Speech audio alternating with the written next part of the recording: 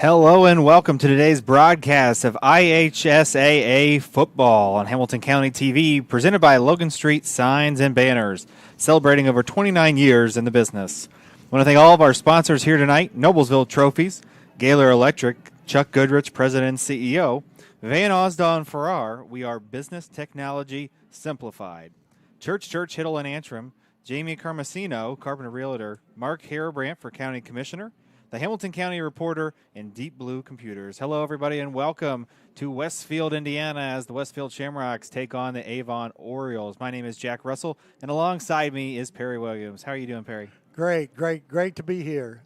Ought to be a good football game. I think we'll see a high-scoring football game. I bet you're right. Last week, the Avon Orioles played the Fishers Tigers, and they came out victorious 49-14, and the game everybody's talking about in Central Indiana and around the state is the Westfield Shamrocks beat Brownsburg. So that was a big victory for the Rocks, and they set up 5-1 with a 5-game winning streak. And the Orioles of Avon come in here 3-3.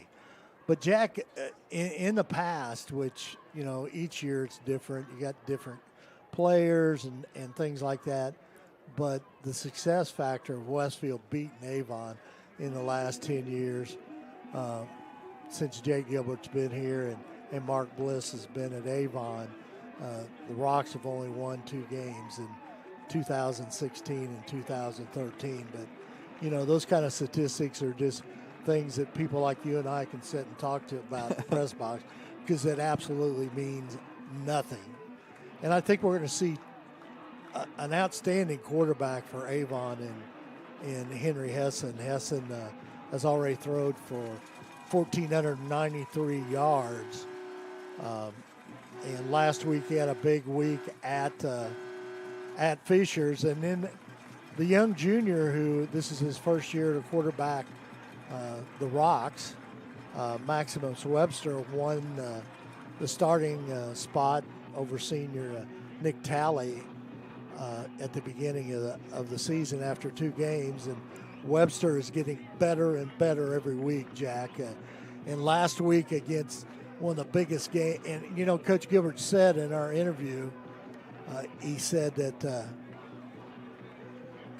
the one thing about it, if Maximus Webster did not have that game that he had last week, passing for 303 yards and 3 TDs, it would have been very hard for them to win. So Maximus Webster's getting better every game. He's a very good runner, and then, you know, had a great game, and everyone talked about the game he had. But the amazing game is junior Micah Hauser. Hauser had an absolutely fabulous game, 85 yards on the ground, 56 yards through the air with 4 passes, and 25 tackles.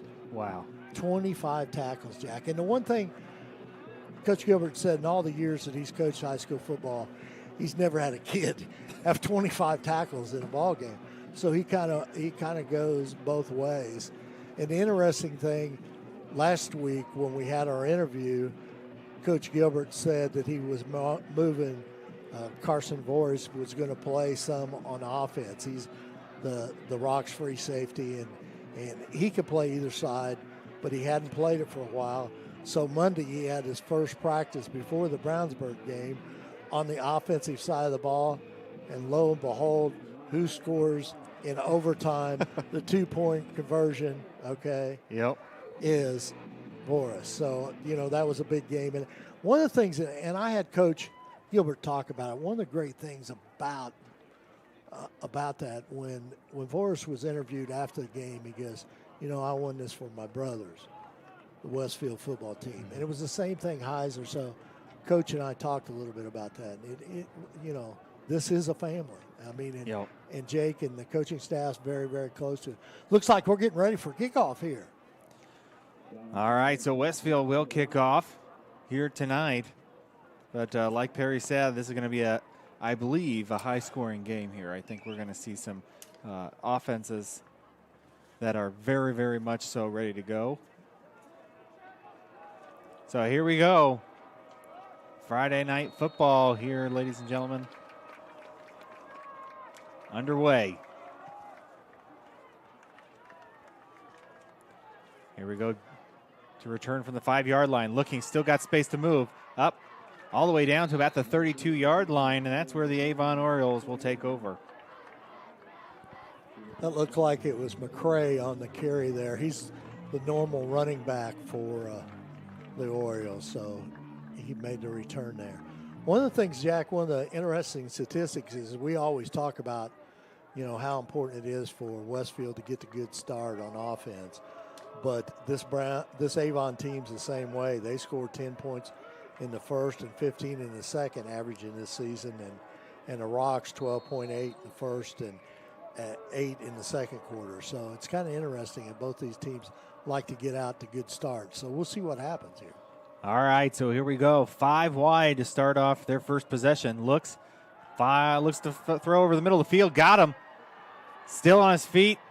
Falls down to about the 31-yard line, and just like that, Avon on the move. Gall on the catch for Avon there. So quickly under the no huddle, Hessen. Again 5 wide. Alone in the backfield. Looks, fires, throws quickly. Met right away. And that'll be another first down for the Orioles.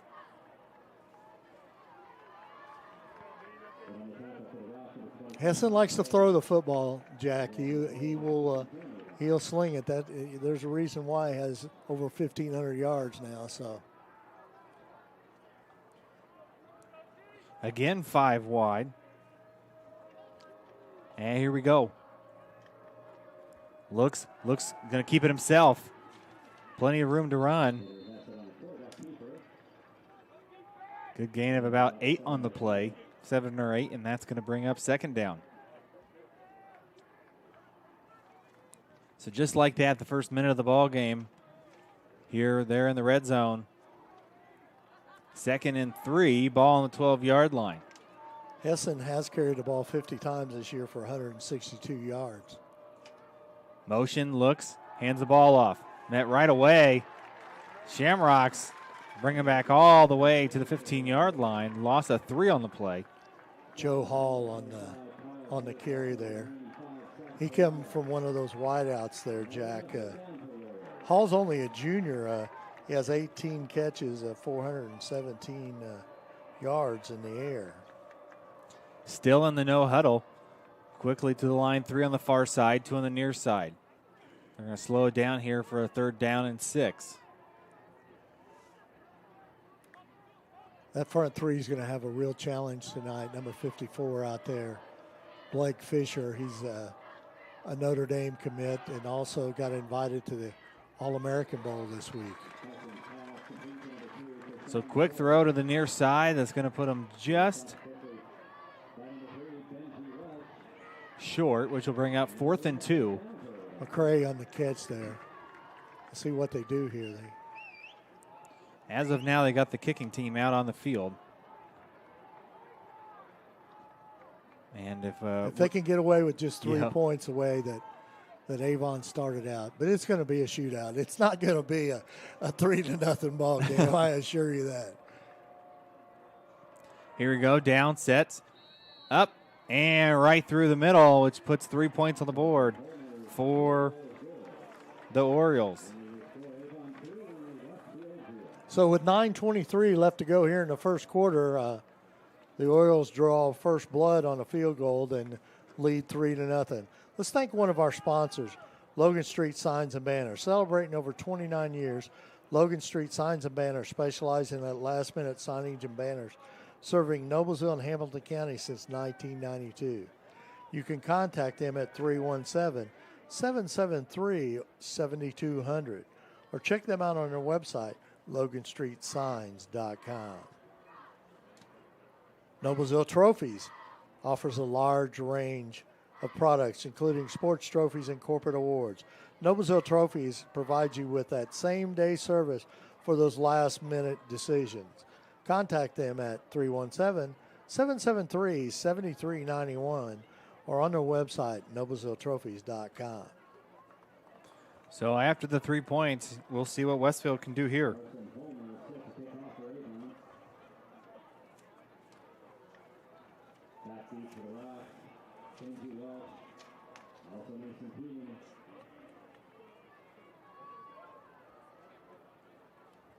Peening's one of them back there deep. Can you tell who the other one is? Looks like we've got Welch. Looks like maybe Benji's back there. Yeah, maybe you're right. Coach Gilbert kind of switches them around sometimes. Yeah, he does. So there we go. Here comes the possession. First possession for Westfield. Met right away. All the way down to about the 25-yard line. That's where the Rocks will take over. That was Peening on the carry for the Rocks.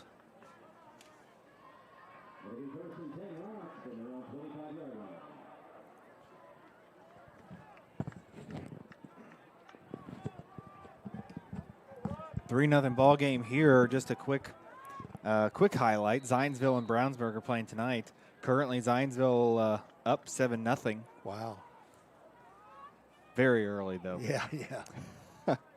Shotgun formation for the Shamrocks. Looks, hands the ball off. On his feet, still on his feet. All the way down to about the 40-yard line. Mr. Heiser.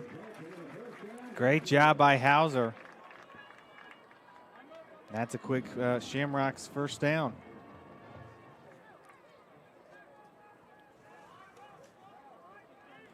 Couple of the games tonight are homecoming games. So Hamilton Heights is playing Tipton tonight, which is a homecoming game. And Carmel taking on Ben Davis.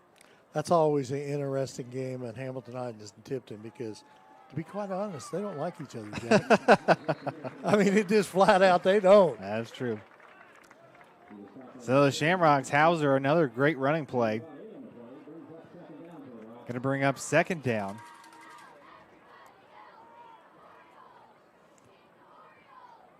Coach Gilbert trying to establish that running game here early. Getting the call from the sideline. Pistol formation. Two on the far side, one on the near side. Webster, the quarterback, looks, hands it off again to Hauser. Hauser still on his feet. He's going to get the first down. Nice spin move by Hauser there. So a quick first down, and once again by Westfield. Really getting the running game moving. That's one thing Westfield likes to do is establish that running game. It makes the passing game much easier to do.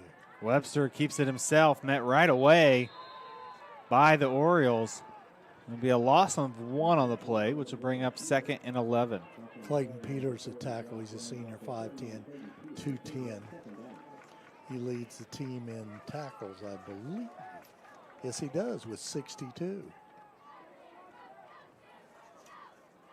Here we go, 2nd and 11. Ball on the 49-yard line. Shotgun formation. Fires, looks. Little screen pass. Got plenty of room to run. First down. Ooh. Great job there by number 34, Voris, Carson Voris. That'll bring up another Westfield first down. Like we said earlier, Voris was the hero in last week's overtime win, going for two with the. So once again in the pistol formation, two on the near side, one on the far side. Looks, hands the ball off. Hauser gain of 3 on the play. A couple more games that are going on tonight. Fishers taking on Franklin Central. And the Noblesville Hamlin Southeastern going tonight. Shaw on the tackle for Avon.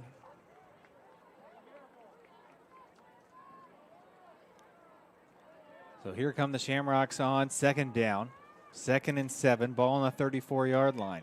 Shotgun formation, looks to throw. Keeps it, finding some room, met right away. Gets right back to the line of scrimmage, maybe a loss of 1. And that'll bring up a 3rd and long.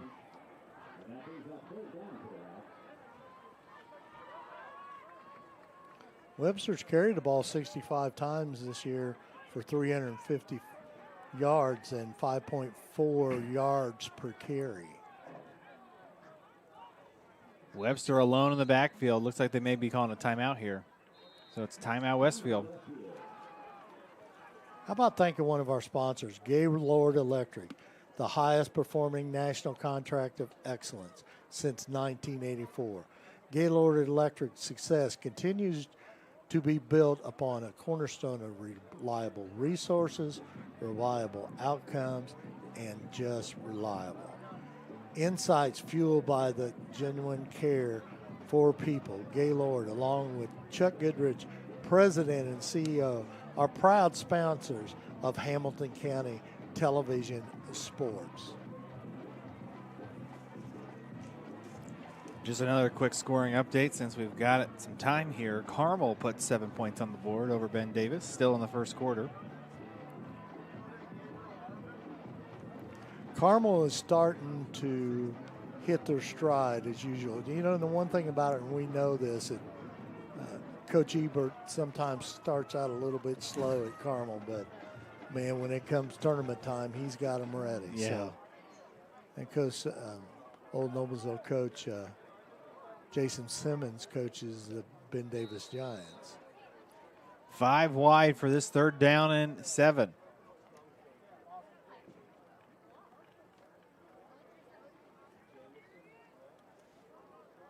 Here we go, 5 wide, 3rd and 7, ball on the 35, 6 minutes left. Fires, throws over the middle, got it. Great pass and catch. That's going to bring up another Westfield Shamrock 1st down. Great 3rd down call there. Put him in some sort of a zone defense there. Reed Shepard's on the catch for the Rocks.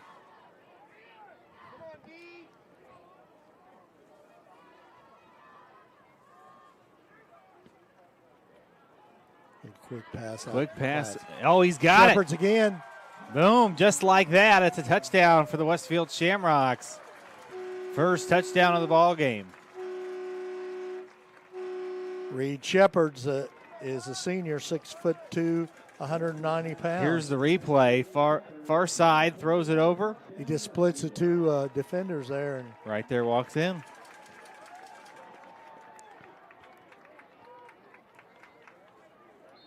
Here comes the extra point.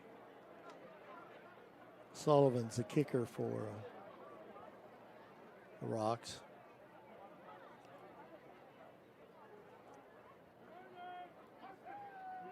And it's up, and it's good. And just like that, with 5:37 left to play in the first, Shamrock 7, Orioles 3. Let's thank another one of our sponsors here. We're really rolling through these sponsors here. Yeah, we are. Since the establishment of Church, Hiddle, and Anthem in 1880, our neighbors, community leaders, businesses, school districts have placed their trust in us to solve their most challenging legal issues.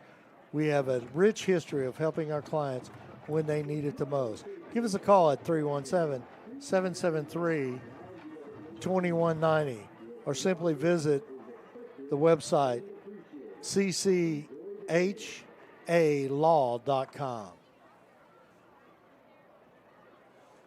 Jack 7-3, Rocks lead here in the first quarter over the Avon Orioles. 7-3. We get so far. They've both got some points on the board here. Obviously, big stop, the first possession for Westfield on the Avon side, and then so far so good on the passing game, which obviously the run leads to the pass sometimes, and that's what we saw in that first possession. So yeah, sort of that first drive was basically you bend but you don't break, and that's exactly what they did. They only gave up a field goal because you can see Avon can move the ball down the field. So here we go, Avon's second possession of the ball game. To the 20, looking for the outside to the 30. Uh-oh. Still on his feet, stepped out of bounds. Stepped out of bounds right at about the 50-yard line, and that's going to bring great field position for the Avon Orioles. Mitchell, a senior, was on the carry there. So as they come out on offense, we'll see if they go 5 wide.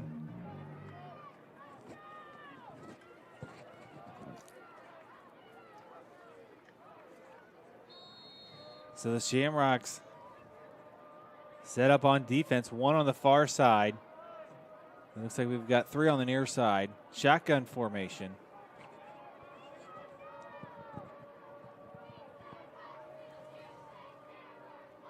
Motion on offense. Looks, hands the ball off. Looks around the corner. McCray with Still on his feet. He's going. He's got it. They got Met right away. Got the good angle. Down to about the 10-yard line. Wow. Mitchell, the running back. Take a look at the replay here. The motion on offense finds a great blocking on the Avon side. Brought it all the way down to the 10-yard line. That was the wide receiver around the end there for that run. So for this one, 4 on the near side.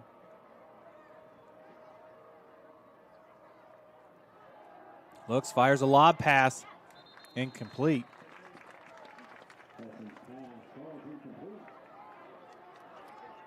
Once again, Mitchell attended and Dylan Tiemann over there covering up the sophomore 5'11", 172-pound cornerback for the Rocks. Again, motion on offense. Looks like there may have been a false start on the play. And that'll move him back a little bit. Once again, Avon starting off strong in the possession. Looks like they've got a little bit of a, as they get closer to the red zone here.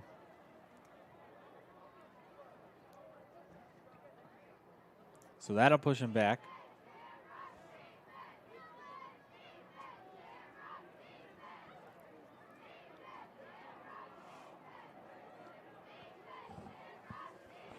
Looking out there, Jack, 54. Camera's kind of on him there. Is Blake Fisher. He's 6'6", 350 pounds. He's a monster. Ball on the 15-yard line. 5 minutes left to play in the first. Looks to throw, keeps it himself. Fires, throws, complete. Touchdown, Avon. Great job by the quarterback to know where he is. Yeah, absolutely there. And he steps up. And so everybody comes up because they think he's going to run. They hit him in the back corner of the end zone. Touchdown to Stovall.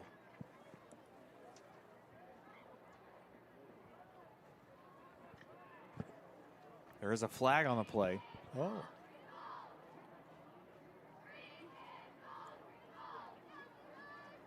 I would say he may have crossed the line of scrimmage, I believe. But we'll see. Oh, they're waving it off. Touchdown. Touchdown, Avon. Well, it was close. I mean, it was yeah, close, yeah. but I mean, it was good to talk about it, though. Yeah.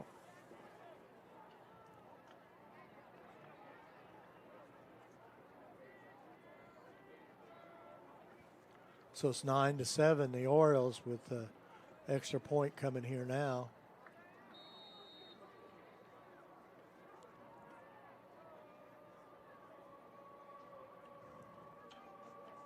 And it's up, and it's straight through. So with 4:53 left to play in the first quarter, the Orioles lead 10-7 over the Westfield Shamrocks.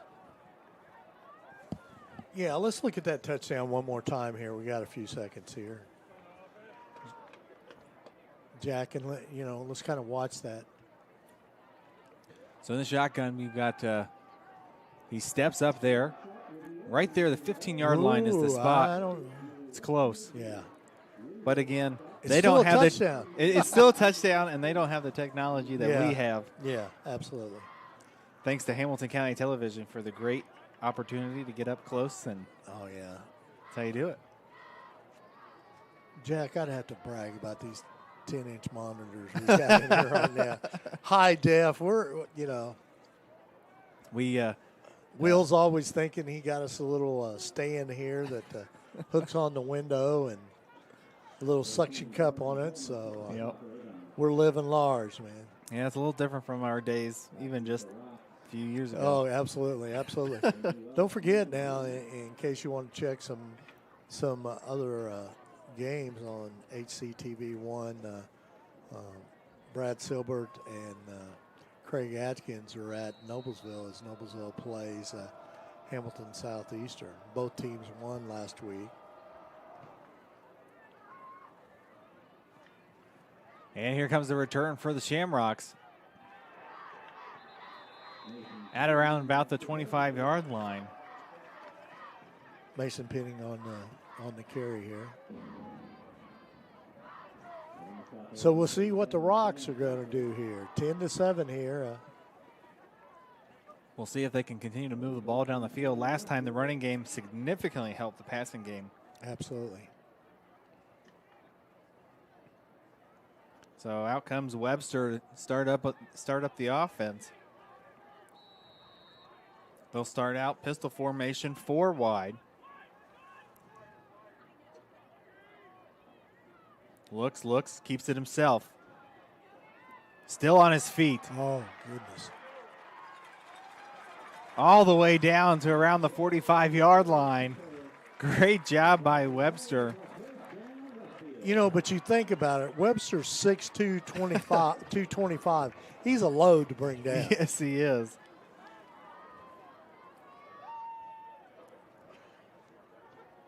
So still no huddle here. Shotgun formation, 3 on the far side, 1 on the near side. Looks, rolls, far side. Fires, throws. Incomplete. Incomplete there. Pass intended for Voris.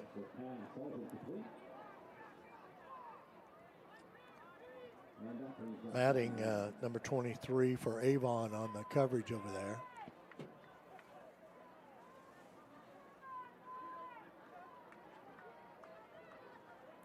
Still second down and 10.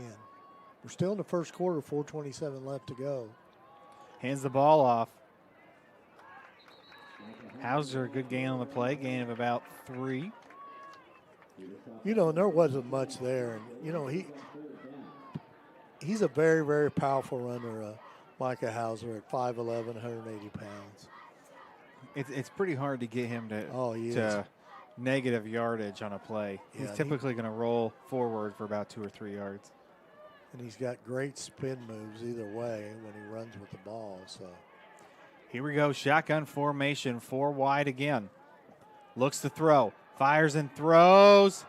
Complete to the 20, to the 10, touchdown, Westfield. Great pass and catch there. Mason Penning on the touchdown for the Rocks. Here's the replay again. Fires over the field. Nice pass. Beautiful pass there. Really best place to put it. Absolutely. Walks into the end zone. Another quick 6 points on the board for Westfield.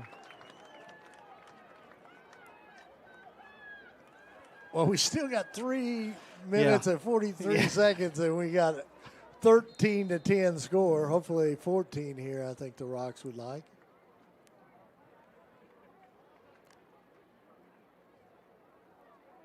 So here we go. Extra point is up. And good. Just Mr. like Sullivan. that. 3:43 left to play in the first. Shamrocks get another 7 points on the board, 14-10. Let's thank one of our sponsors, Carpenter Realtor.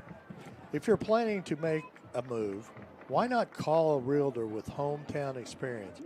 Jamie Carmesino has connections and a commitment to the community.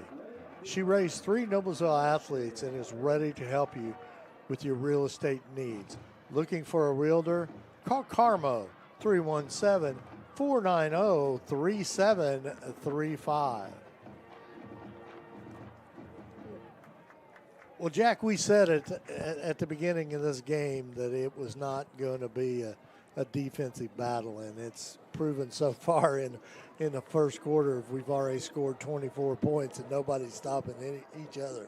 A total of 4 possessions for both teams, 4 possessions with points. So, yeah, and we still have 3 minutes 43 seconds left to play in the first quarter. Just buckle your seatbelts, folks. This is going to be a track meet.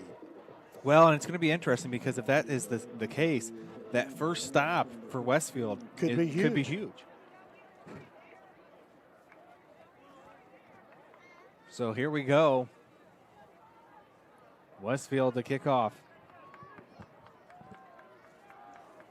I want to thank August on the camera tonight and Will producing the show. It's great for us to have people like that to do these type of jobs to put on this broadcast. Another good field position for the Orioles. They'll take over at the 36-yard line. Joe Hall on the carry for Avon.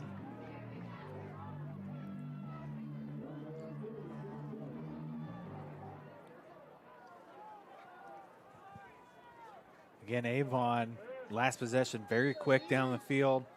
Took care of business. See what they can do here. Shotgun formation, 4 wide.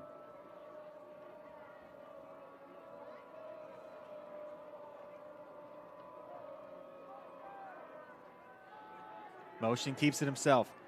Still looks to the 50, to the 45, the 40, to the 35, out of bounds around the 30-yard line. Just like that, they're on the other side of the field. Here's the play again. Just great blocking by Avon there. Upfield blocking has been definitely a benefit from the last 2 possessions.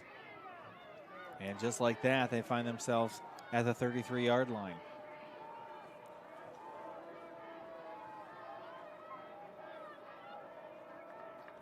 You know, once again, both these quarterbacks are about the same size. Hessen, 6 foot, 200 pounds, so he's a good size too. False start on the play. That'll move the ball back. And let's see. That's a second down now. 3:29 left to play in the first. Ball will be on the 38-yard line.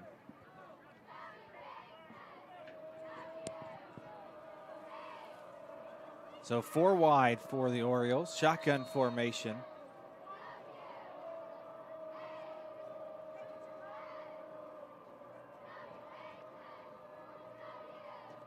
Motion on offense. Looks, hands. Nope, keeps it himself. Slides. Close to about the line of scrimmage. Back to the line of scrimmage.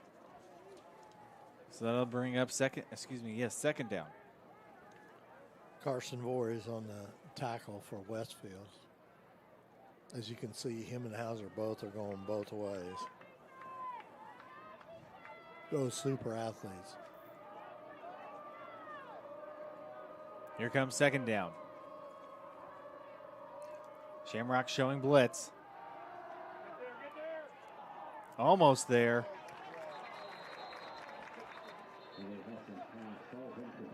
Several flags on the play. It almost has to be pass interference. I would think so. Yep.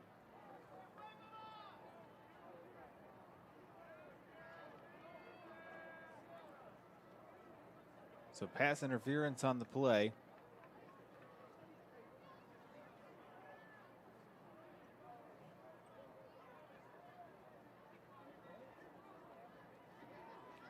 Which will bring up an automatic, or not automatic, but it'll bring up a first down. So that'll move it to 1st and 10. Ball on the 19-yard line. 2:48 left to play in the first. That front three of Westfield has got to get to that quarterback. That was very close there. They almost got to Hessen the last time. Quick throw. Quick gain of about 5 on the play, and that'll bring up second down. Fry on the tackle for Westfield.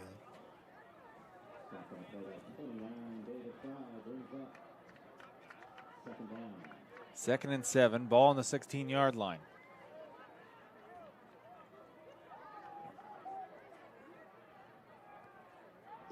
.220 left to go here in the first quarter.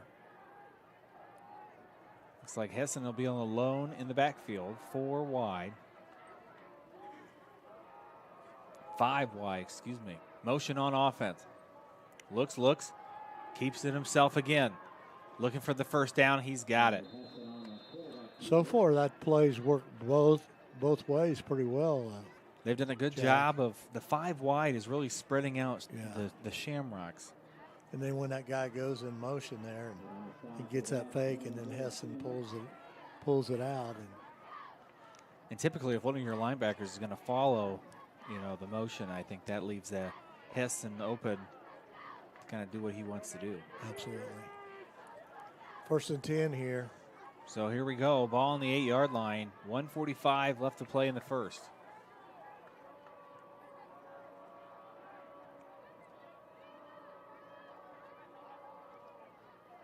Here comes the motion again. Looks, fires, throws, slant. No, they got him down at the 1-yard line.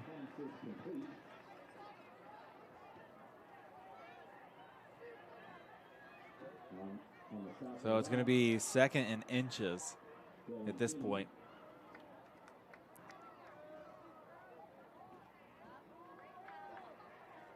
See what they do here. 3 on the near side, 1 on the far side, shotgun formation. 1 minute left to play in the first quarter. Looks, keeps it himself, touchdown.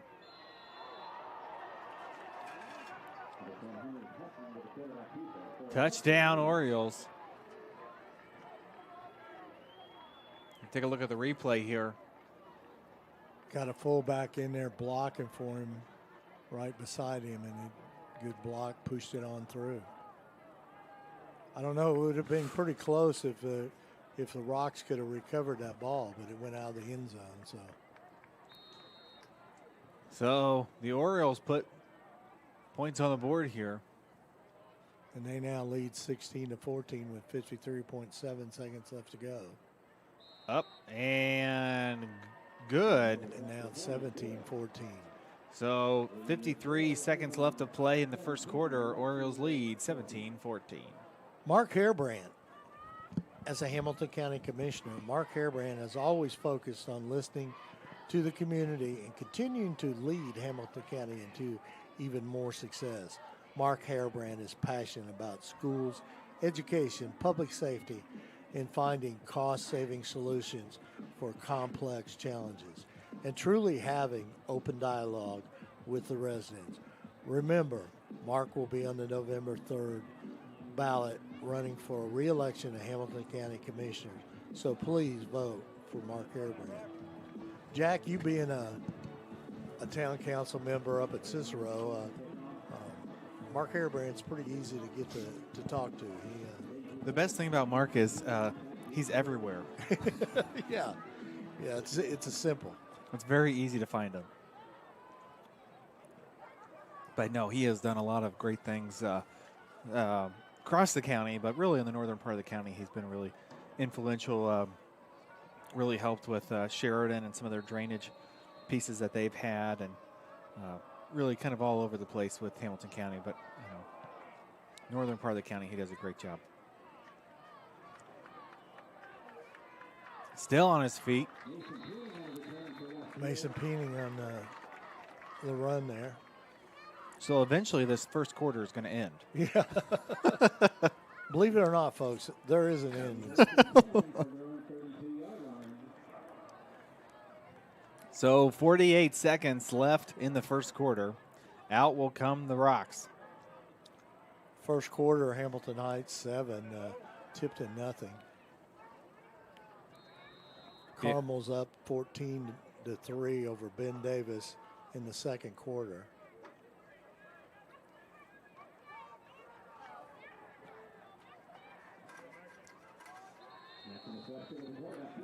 Webster run on the play.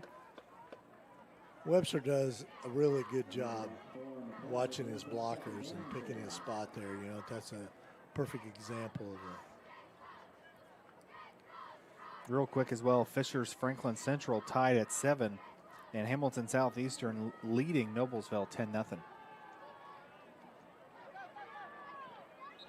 Great job there. 16 seconds left in the first. Peating on the catch there for. And that'll move the chains.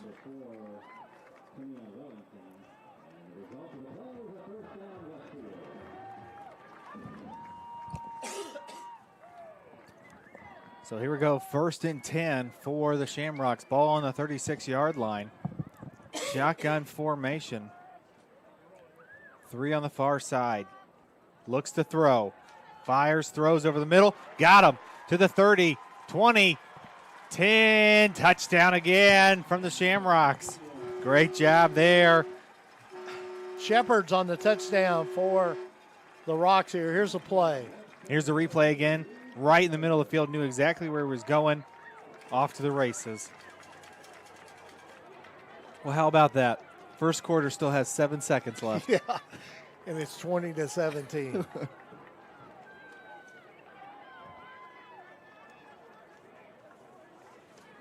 Like we said, just a little bit ago, that 3 points at the beginning, that might be something to remember as we get going here. Eventually, when we make ourselves to the third and fourth quarter. Sullivan to kick. Up. And good. And just like that, Westfield gets the lead back, 21-17. Well, Jack, I knew it was going to be a shootout, but I didn't realize the score would be 21-17 in the first quarter. And we still got 7.2 seconds. And in this ball game, they could run it back. Yep. But like we talked about in the early portion of this, we knew that this was going to be a high-powered offensive situation here. Well, you got to think, early on, Avon struggled defensively. The last 2 games, though, they've held Franklin Central to 7 and Fishers to 14. But they're a high-powered offense. I mean, they average 38 points a game. Well, I think the other piece of it is, if you take a look, obviously their formations and kind of their line, the way that they set up is different, but you have to respect both portions of their game. And I think that's what you're seeing here is that, run situation, pass situation. Westfield, who is most of the time pretty dominant on the run side, both the last 2 touchdowns have been, passes over the middle of the field. And the one thing about it is, and I'm sure that Coach Bliss is going to make an adjustment pretty quick, especially when they go in at the half, and he may be making it now, but 2 touchdowns have been right over the middle. Yep. So there's a breakdown in that zone. To the 25, to the 30, to the 35-40, to the 50, all the way down to about the 45-yard line. Once again, great field position for the Orioles. That's the one thing about it in this ball game so far. Their field position in starting with the ball has really been good. Well, and just like that, Barry, that is the end of the first quarter. Oh, my goodness.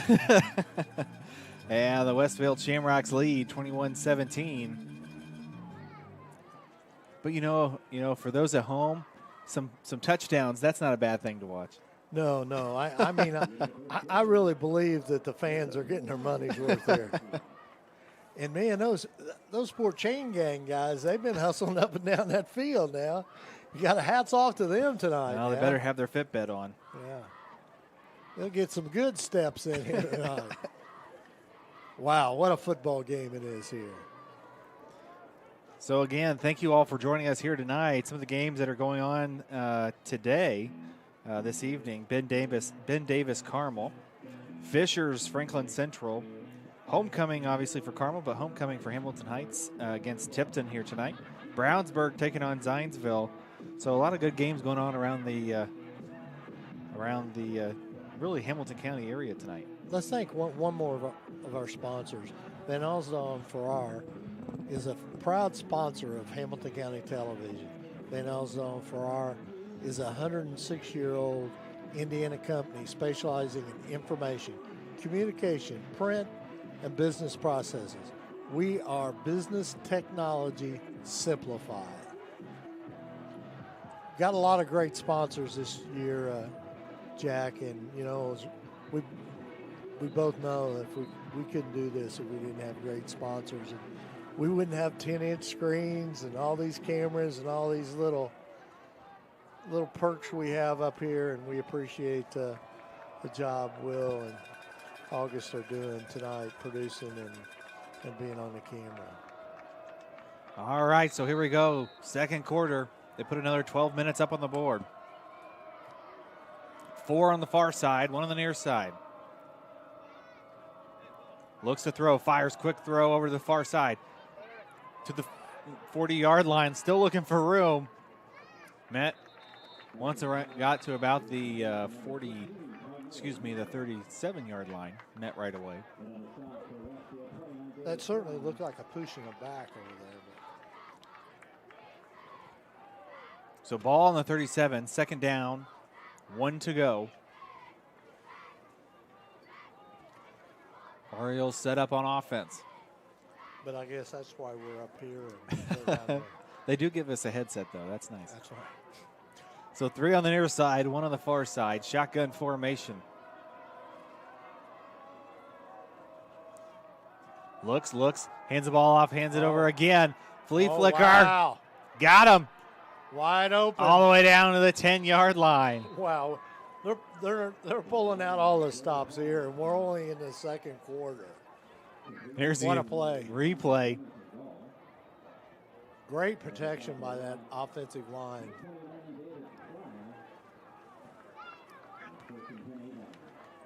So just like that, ball on the 9-yard line, 11 minutes left, first minute of the second quarter.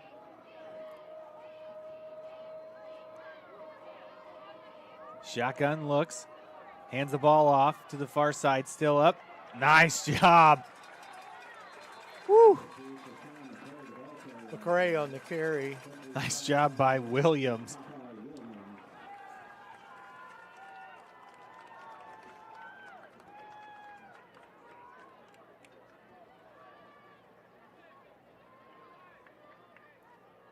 Popeye Williams got another offer this week to the University of Louisville. It'll be interesting. He's only a junior. It'll be interesting where he lands his college career, because he's definitely a D1 football player. So here we go. Empty backfield. 4 on the near side, 1 on the far side. 2nd and 10.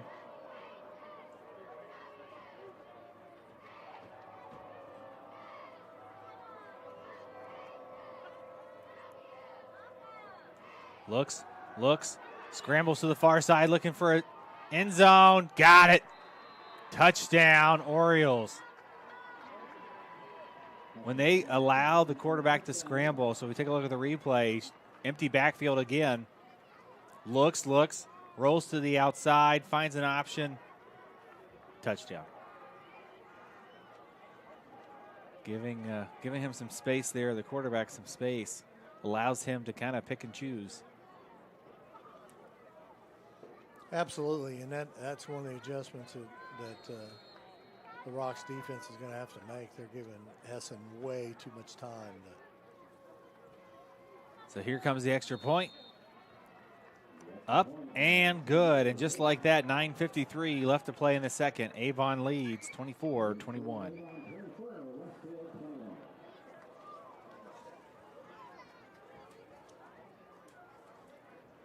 Let's thank another one of our sponsors. Gaylord Electric is the highest performing national contractor of excellence. Since 1984, Gaylord Electric's success continues to be built on the cornerstone of reliable resources, reliable outcomes, and reliability. Insights fueled by our genuine care for people. Gaylord Electric, along with Chuck Goodrich, President and CEO, are proud sponsors of Hamilton County Television Sports. Well, that didn't take long to score. Nope, that's kind of been the motto of the game here so far. Yeah, but it's definitely may end up who's got the ball last in this football game.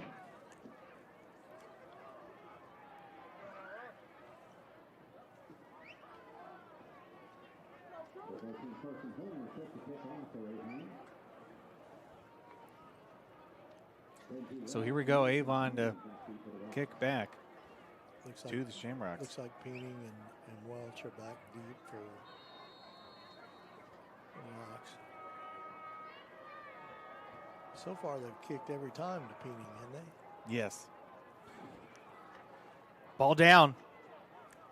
Yeah, Just got to fall on it. Yeah, he had to. I mean, that's a live ball there. So a little miscommunication there. But nonetheless, Westfield will get it on the 19-yard line.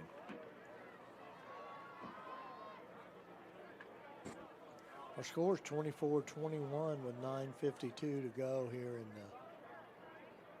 the second quarter.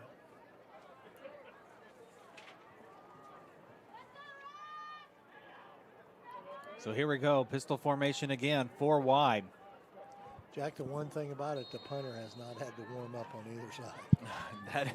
Yes, that is very, very true. Webster keeps it himself. Good first down run.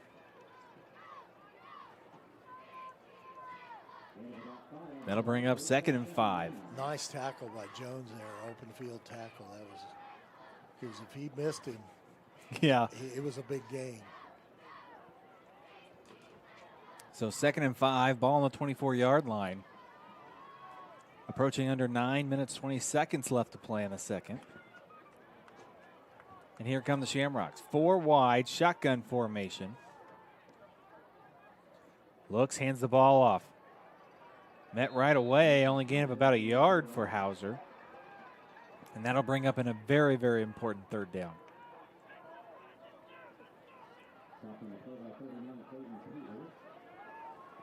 As they've gone back and forth, we've not, to your point, not had the punt team out there.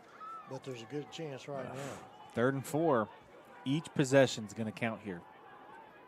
Important 3rd down. Looks. Fires, throws, got it.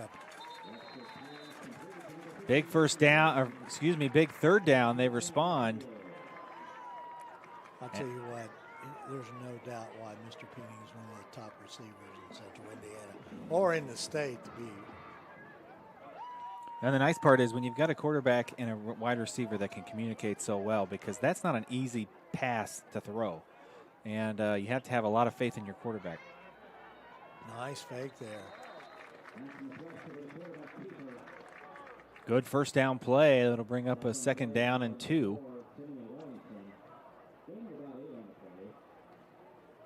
2nd and 2, ball on the 44. 8 minutes, 15 seconds left in the second quarter.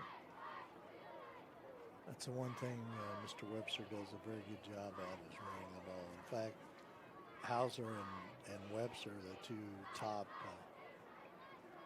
rushers for the Rocks. Hauser met in the backfield, but still got the first down. I mean, he didn't know how to quit. I mean, he does not have a. He was met. Oh yeah, Behind the 40, easily at the 43-yard line, and carried it over to the 46, falling forward.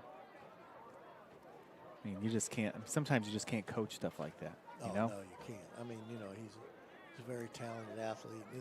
His older brother was the same way. Yeah. Oh, absolutely. So here we go. First and 10. Shotgun formation. Fires, throws, incomplete. There we go. Flags down. Webster took a pretty hard shot, but I will have to give him credit for he hung in there. Watch him. I mean, he didn't flinch a bit. Looks, rolls to the outside. I mean, he took a direct shot. Looks like pass interference there. Yep, so pass interference, that'll move the chains. And another Westfield Shamrock first down. 24-21 Avon here, and we're in the second quarter, 7:29.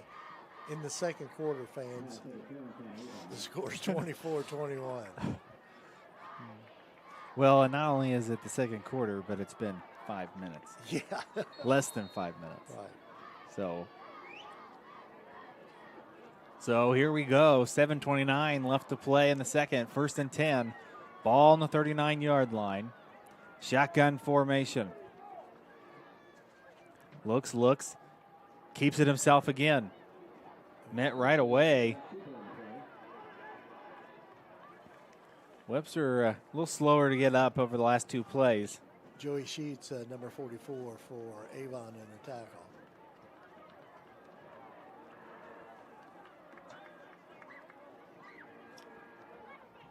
Mr. Sullivan was down here kicking a few footballs in the net, getting ready for whatever he's got to do, whether it's to kick a field goal or a PAT. He's ready. Here we go. Looks to throw. Fires and throws all the way Wide down. open, Petey, Got it. Touchdown, Shamrocks. Wow. What an awesome. You couldn't have put the ball anywhere else but there. Oh, my goodness. Let's watch that again. Here it is. Looks back to throw. Steps up. Amazing. Perfect. Touchdown. Well, just like that, 6:46 left to play in the second. Shamrocks looking to put another point on the board to make it 28-24. I'll tell you what, Mason Peening is an outstanding football player. I mean, they know they're going to throw to him, okay, but you can't. I mean, he can get in the open every time. Up and good, and just like that, Shamrocks lead again, 28-24. And the track meet continues.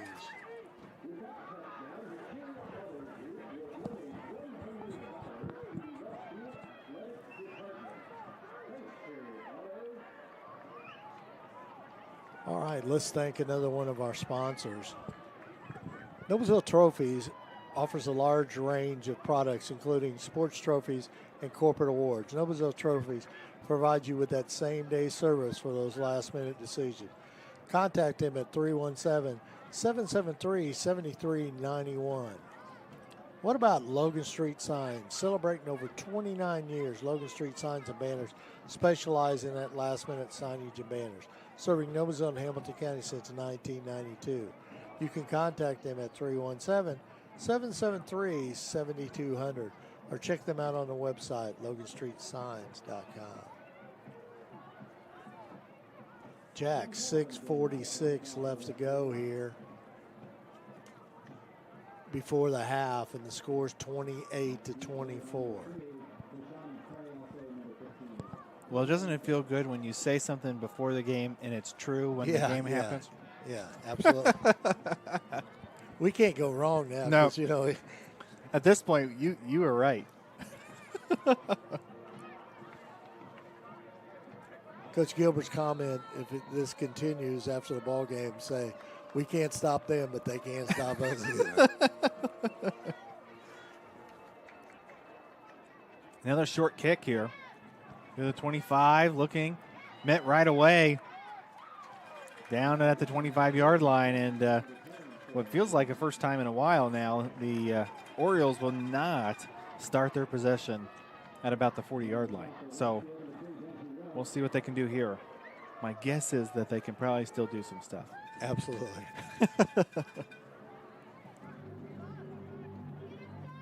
But it's pretty well been a field position game. I mean, nobody's been pinned back or anything like that.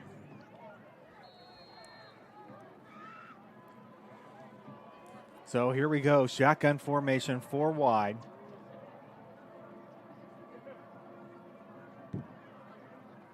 Looks, hands the ball off.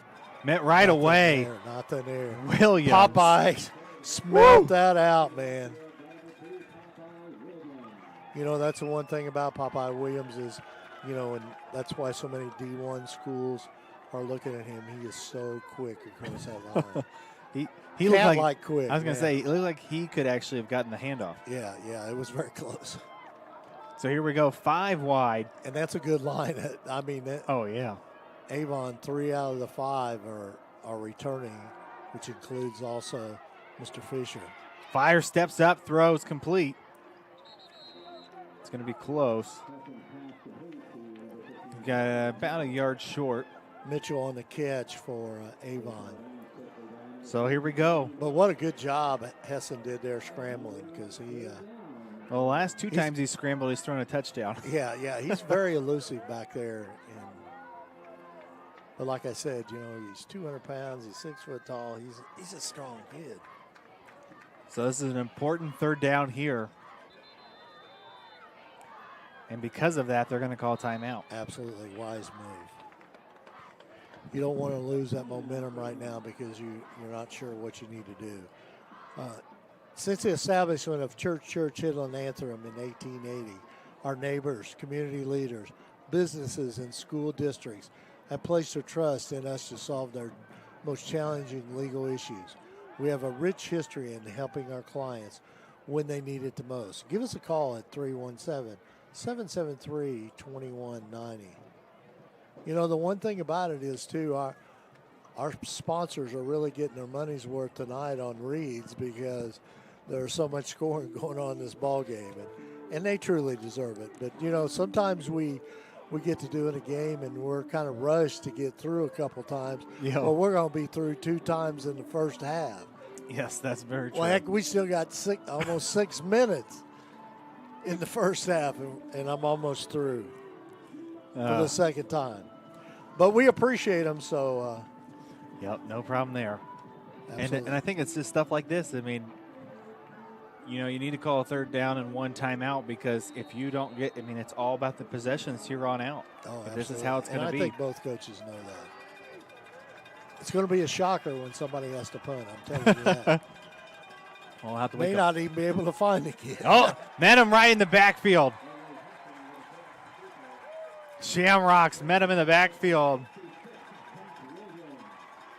Here's the replay.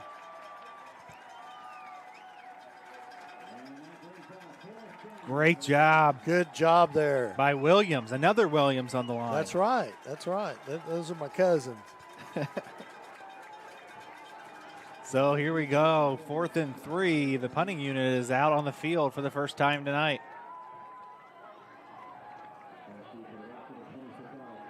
They're saying this is a strange formation here. Fair catch. Wise move there. Absolutely. So here we go, 28-24. Shamrocks now get the ball back. That's Alex Wolf on the fair catch there for the Rocks. Now, not that every possession is not important from here on out, but for the Shamrocks to be able to put some points on the board could be very, very important here.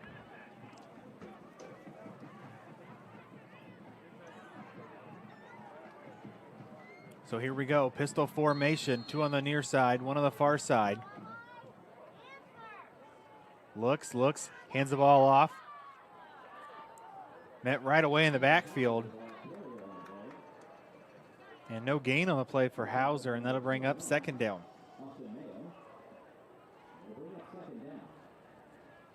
Mayo on the tackle for Avon.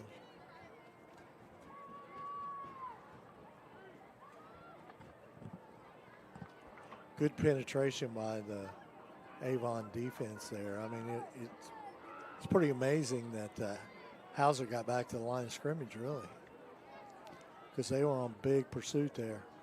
Looks, scrambles, fires, throws. Complete. First down. Shamrocks, and that'll move the chains. Play action has been very, very good to the Westfield Shamrocks here tonight. Absolutely. Nick DePasquale on the catch there for the Rocks. Good old basketball player. He'd be going inside here in about a month and a half to play some basketball for the Rocks. Looks, fires, throws to the near side. Got him.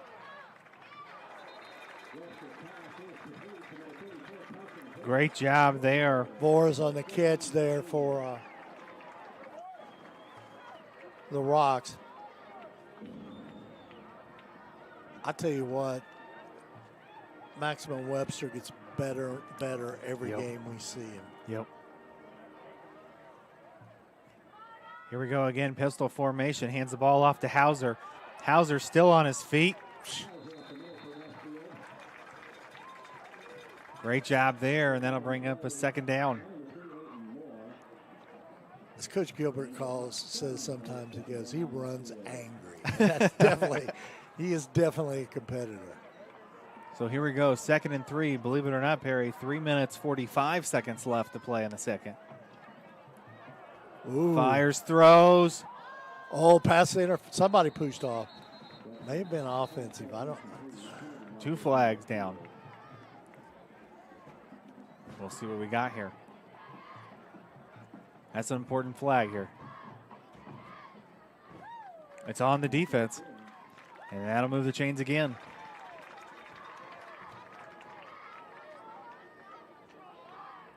But think about it, Jack. That may be your best defensive option with Peening. I mean, okay, he catches the ball and he's got 10 or 15 more yards. Yep. And you just take a 10-yard penalty and automatic first down. So, pick your poison. That's one reason I would love to see them change that rule. So here we go, 3:41 left to play in the second. 1st and 10, ball on the 19-yard line. Looks, hands the ball off to Hauser again. Hauser up in the backfield. Oh, my goodness. Up, touchdown. Touchdown, Hauser. Wow. See, we got a replay. We do. Hands the ball off. Great run here. Good blocking. Watch this, lowers his head. He sees that corner pylon, he's going to go for it. So 6 more points on the board for the Shamrocks. That opens this lead up a little bit of breathing room here. Mr. Sullivan back on the field here for the extra point.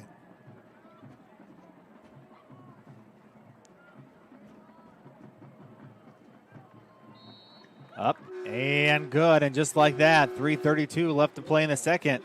Rocks 35, Orioles 24. Jack, the Hamilton Heights Huskies in the second quarter. That's what I was going to tell you. Tipton Blue Devils 14-7. They'll be rocking in Cicero and Arcadian tonight if the Huskies can hang on. So the Greyhounds, by the way, up 21-3 at the half. We've got Fishers Franklin Central 14-7 at the half. Over there, Noblesville 3, Hamilton Southeastern 13, and to your point, 14-7. Hamilton Heights leading. Last couple weeks for Hamilton Heights have looked pretty good. Yeah, they're on a 2-game winning streak. So yep, it's it's patience, right? When you've got a young team, when you've got a new coach. Patience is key, and obviously you and I have been up there and called some games where they weren't as close as 7-14, and I think for the Huskies this year, that's a nice. Yeah, Coach Kirshner nice job. Doing a good job up there. Jack, the one thing about it is the scoreboard can't keep up with this game, Avon Westfield, because they still got an Avon 24, Westfield 21. So, well, I can't blame them. No, you can't. Our good friend Brett Partlow will give us the stats at halftime. It'll be kind of interesting to see that and the amazing game that Mason Peening has had here tonight, and Webster another great night throwing the ball and this touchdown. I mean, the one thing about it is, with this Rocks team, there's a lot of heroes on both sides of the ball.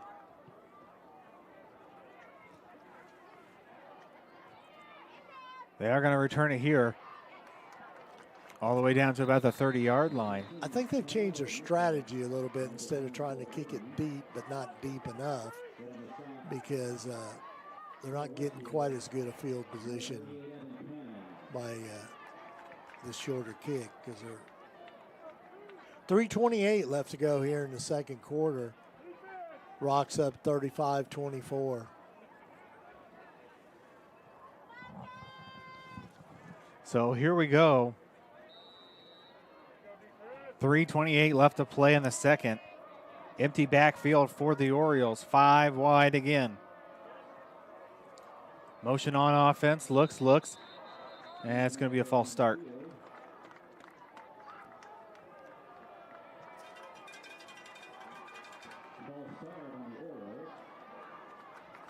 And that'll move him back.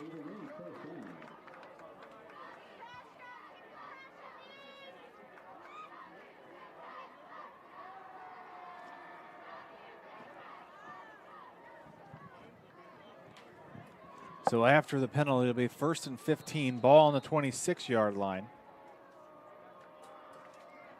2 on the far side, 3 on the near side. That would be 5 wide.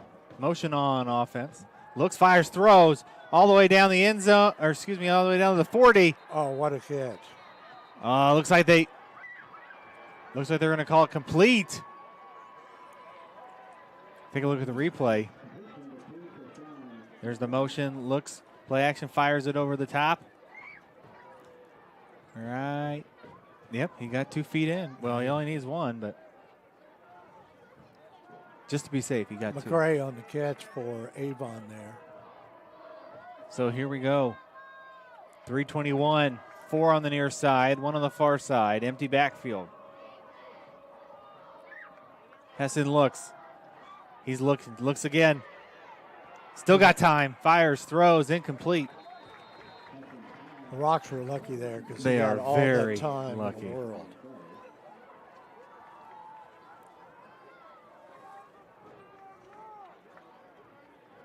Second and 10 here.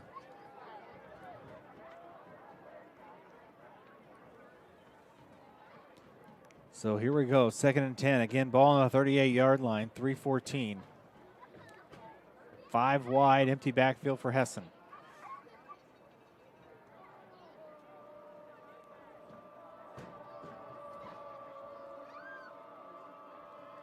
Shamrock showing blitz. Oh. He had no chance there. And slow to get up.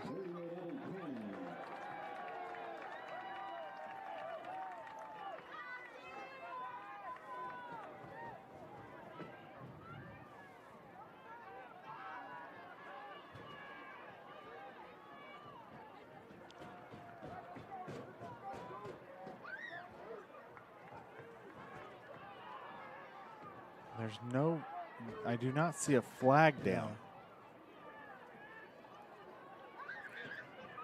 Coach Bliss is not very happy over there.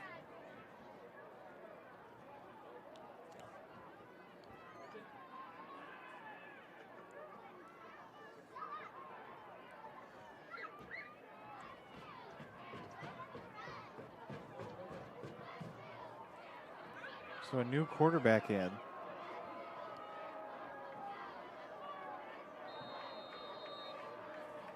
Looks like Wade. Correct. Looks like we've got Wade. No, excuse me. the one below Reynolds. The freshman.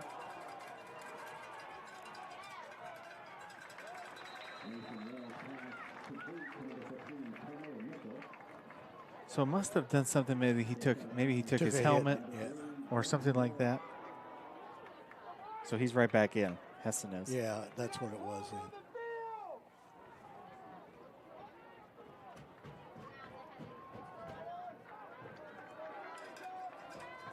So here we go. Big 4th down and 7. 4th and 7. Here we go. 3 on the near side. I was waiting for a timeout there by Westfield, and we got it. Carpenter Realtor. If you're planning on making a move, why not call your realtor with hometown experience? Jamie Carmesino has connections and commitment to the community. She raised 3 Noblesville athletes and is ready to help you with your real estate needs. Looking for a realtor? Call Carmo 317-490-3735. Mark Harebrand, Hamilton County Commissioner, has always focused on listening to the community and continued to lead Hamilton County in even more success. Mark Harebrand is passionate about schools, education, public safety, finding cost-saving solutions, complex challenges, and truly having open dialogue with the residents. Remember, Mark will be on the November 3rd ballot running for re-election as Hamilton County Commissioner. So please vote for Mark Harebrand.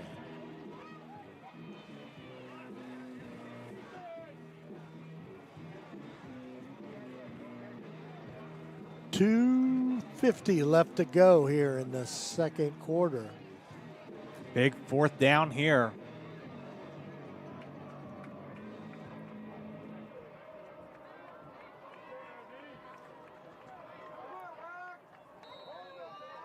Hey, here we go. Empty backfield, 5 wide. They're going to throw it. Here he goes. Looks, fires, throws. Oh, what a tackle by Hauser. Wow, did he sniff that out? He was just waiting right there. Look at this. Here's the replay. I mean, he smelled this one. I mean, look at him get out there, cracks down on him, and makes a stop. So the Rocks will take over. So 2:43 left to play in the second. Still plenty of time for the Shamrocks. Another big stop right there. Yes, that was a huge stop. And Hauser gets to come off the sideline. They say, "Hey, you have to turn around and go play running back." Yeah. So here we go. Shotgun formation. 3 on the near side, 1 on the far side. Motion on offense. Looks, fires, throws to Hauser. So let's throw to him now. Oh, and you know. Yeah, let me pick up another 15 yards. Just another day at the old football field for Micah Hauser. And they got to move quickly here. 2:36 left to play in the second quarter. 3 on the far side, 1 on the near side. Pistol formation. Looks, keeps it himself. Good gain on the play, but they got to move quickly here. They still got a lot of field to do.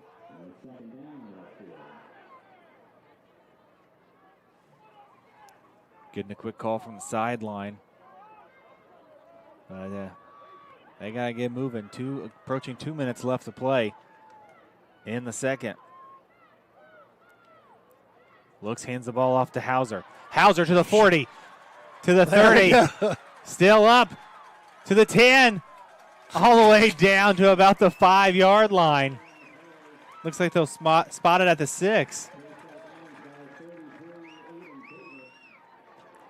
By the way. Oh, we're going to take him out now. We're going to give him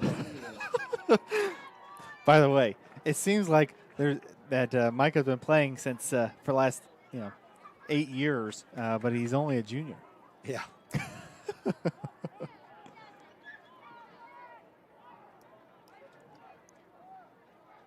So with the clock stopped, 1:54 left to play. Shamrocks in scoring position.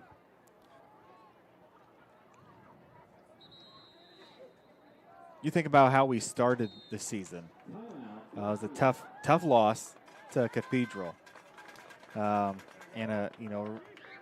all of a sudden from there, you just take care of business. And I think obviously we're way too early on this game, but an opportunity if they were to continue this here. This is a tough team to beat. Absolutely. And the one thing about it, of course, Coach Gilbert never likes to lose, okay? I mean, we all know that, okay? And I've been around him a long time, and I interview him every year, and I talk to him.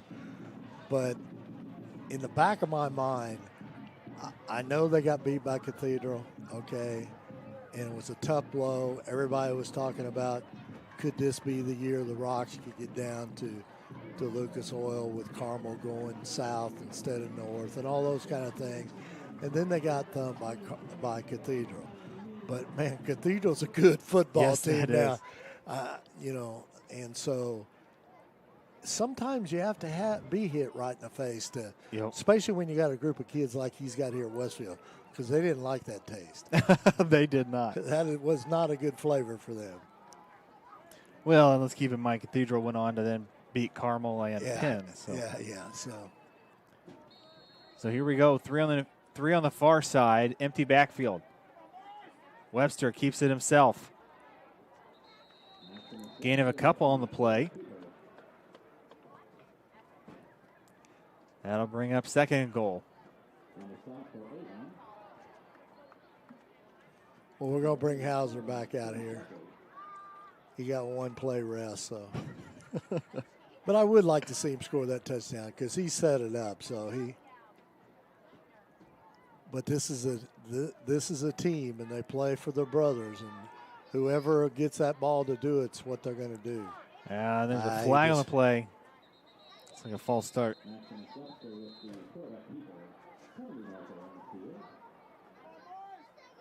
Yep, that moved the ball back. Sometimes, when you get something like that, it's not always the worst thing in the world because it does give you a little bit more space to work with. Because as you approach closer and closer, your playbook gets a little. There's a reason why they call it the red zone, right?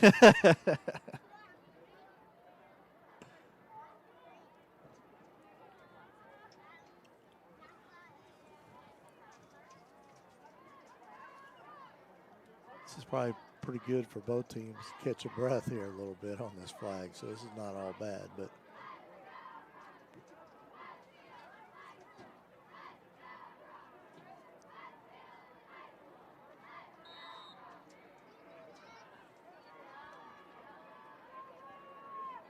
timeout, Avon. Let's thank one of our new sponsors, Van Alsdahl and Farrar, is a proud sponsor of Hamilton County Television. Van Alsdahl and Farrar is a 106-year-old Indiana company specializing in information, communication, print, business processes. We are business technology simplified. Great to have all these new sponsors this year for us, Jack. Yeah, this is great. Makes you feel like we're doing some things right because people really have the trust and faith here.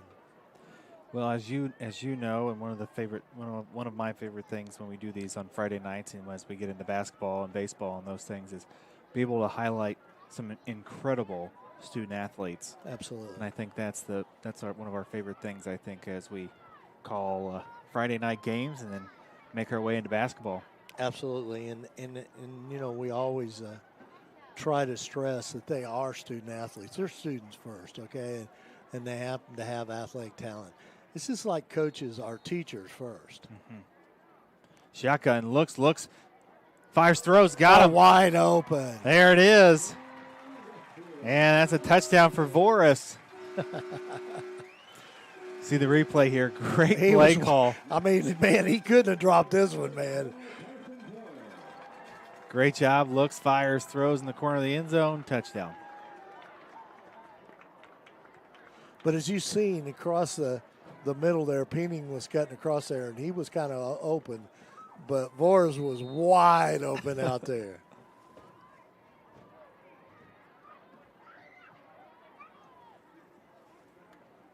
Here comes the extra point. Up and good. And with 1 minute and 11 seconds left to play in the second quarter, the Shamrocks lead 42-24. Well, this game has not disappointed us. So. No.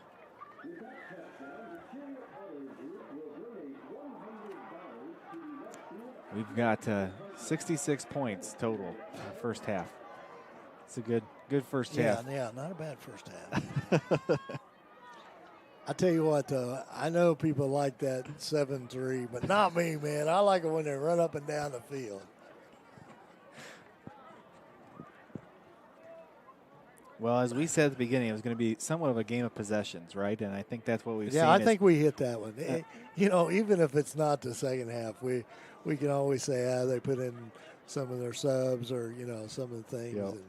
and this and that. So a big game at, there's not a score here, but this Bishop Chittard Maryville game is a pretty big game. Even though Bishop Chittard is a 5A school, Maryville's a 6A, but Maryville's ranked number 2 in the state, okay, ahead of the Rocks, okay, and it's Center Grove's one, and there's nobody's going to argue that. I mean, that's a machine there, okay. Yeah. And then second is Maryville, and then Lafayette Jeff, and they're both undefeated, and then the Rocks. But the competition the Rocks play, in my mind, they're too. But who are we? All right. Yep. We're the people that see them every week. Yep. That is very true. We're not the coaches that vote on it that don't even see them, right? Yep, that's true. Unless they play.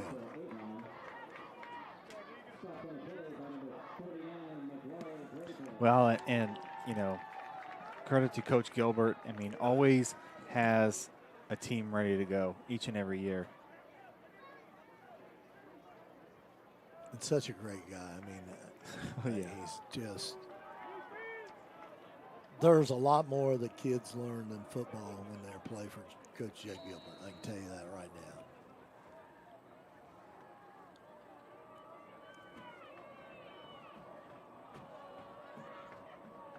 So here we go, shotgun formation, looks, fires, throws over the middle. He's got him. There it is, to the 30-yard line. Got to move down quickly, 57 seconds left.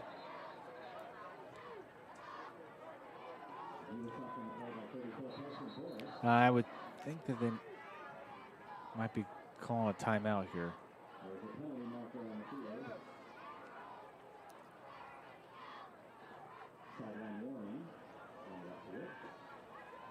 What did they say, a sideline warning? Looks like a sideline warning, yes. You have to realize, if you look at their stats, okay, these 4 receivers they've got, Gall and Stovall, Hall, and Mitchell, have all caught passes for 85, 71, 71, and 77. So Essen could throw the bomb. There's no doubt about that. Quickly out of bounds at around the 20-yard line with 46 seconds left to play in the second. Benji Welsh on the tackle there. Mitchell on the catch for Avon. It's really important for Avon to put some points on the board here because absolutely. they will be kicking to the Shamrocks in the second half. Yes.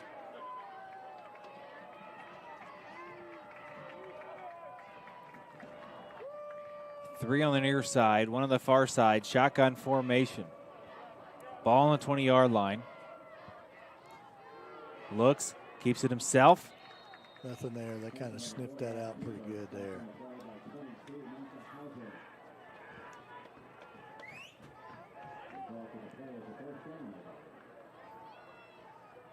Seth Martin on the tackle there for 35 seconds. He's going to step up. Fires, throws, incomplete.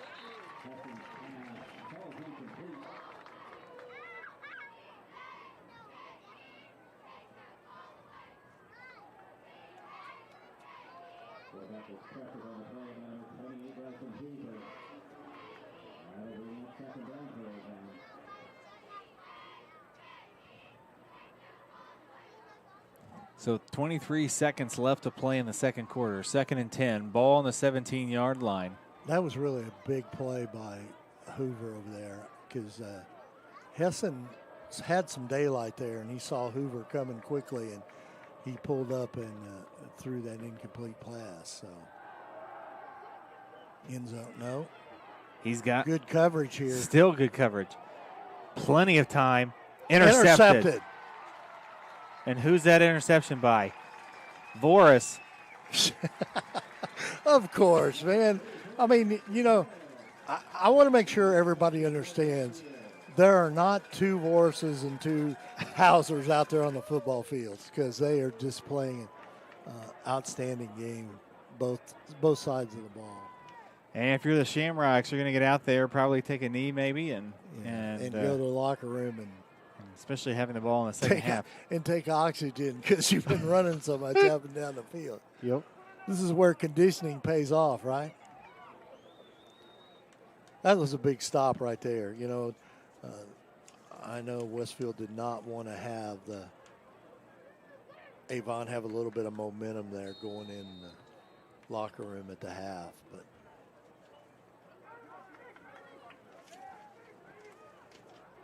and he takes a knee, and that'll bring us to halftime. So as we end the first half, a long one, but yet a good one. Westfield Shamrocks 42, Avon 24. And we'll be back for the second half of Westfield Avon football. When medical care is needed, where will you turn? With Community's Connect to Care program, one call or click finds you the closest open appointment. Request a time yourself, or let us do it. From a primary care doctor or virtual visit, to a med check or community clinic at Walgreens. Just call or click. You can go right to our website or to me. Connect to Care from Community.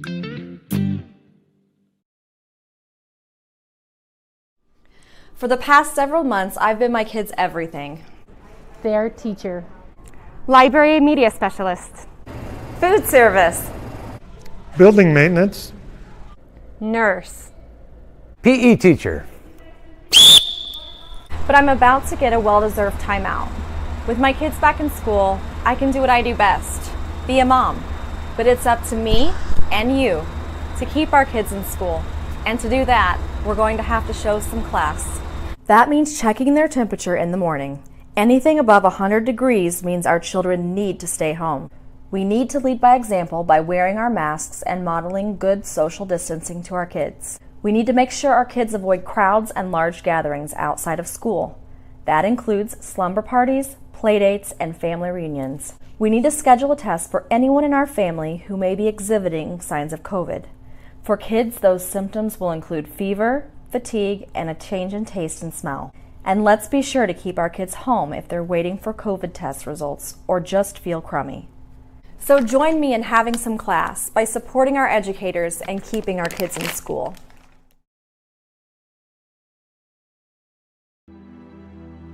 Superheroes come in all shapes and sizes.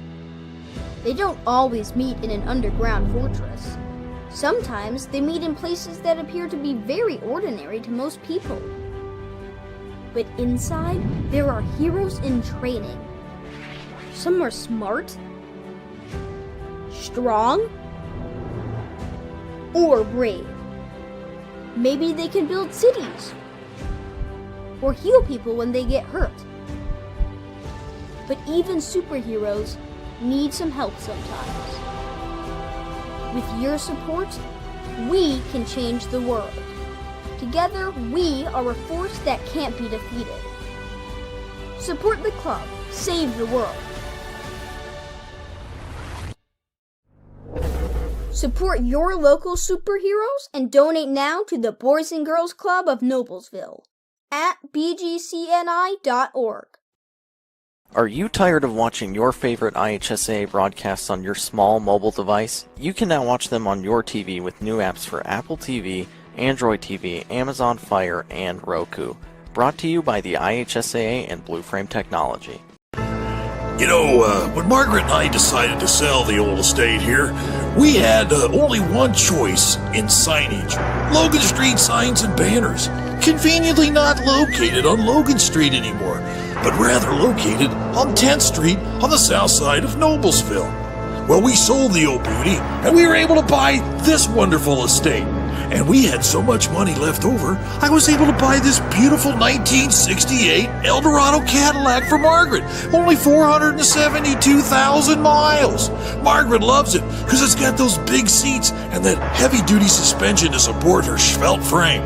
Next time you're looking for signs or banners, call old Jim at Logan Street Signs and Banners, 773-7200. Conveniently not located on Logan Street anymore.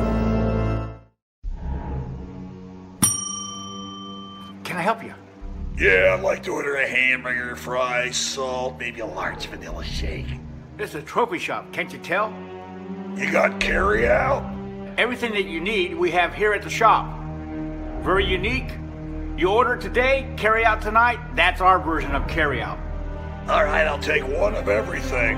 Well, that may take a little longer. We'll have it for you tomorrow night. I'll be back tomorrow to pick it up. We'll be waiting for you.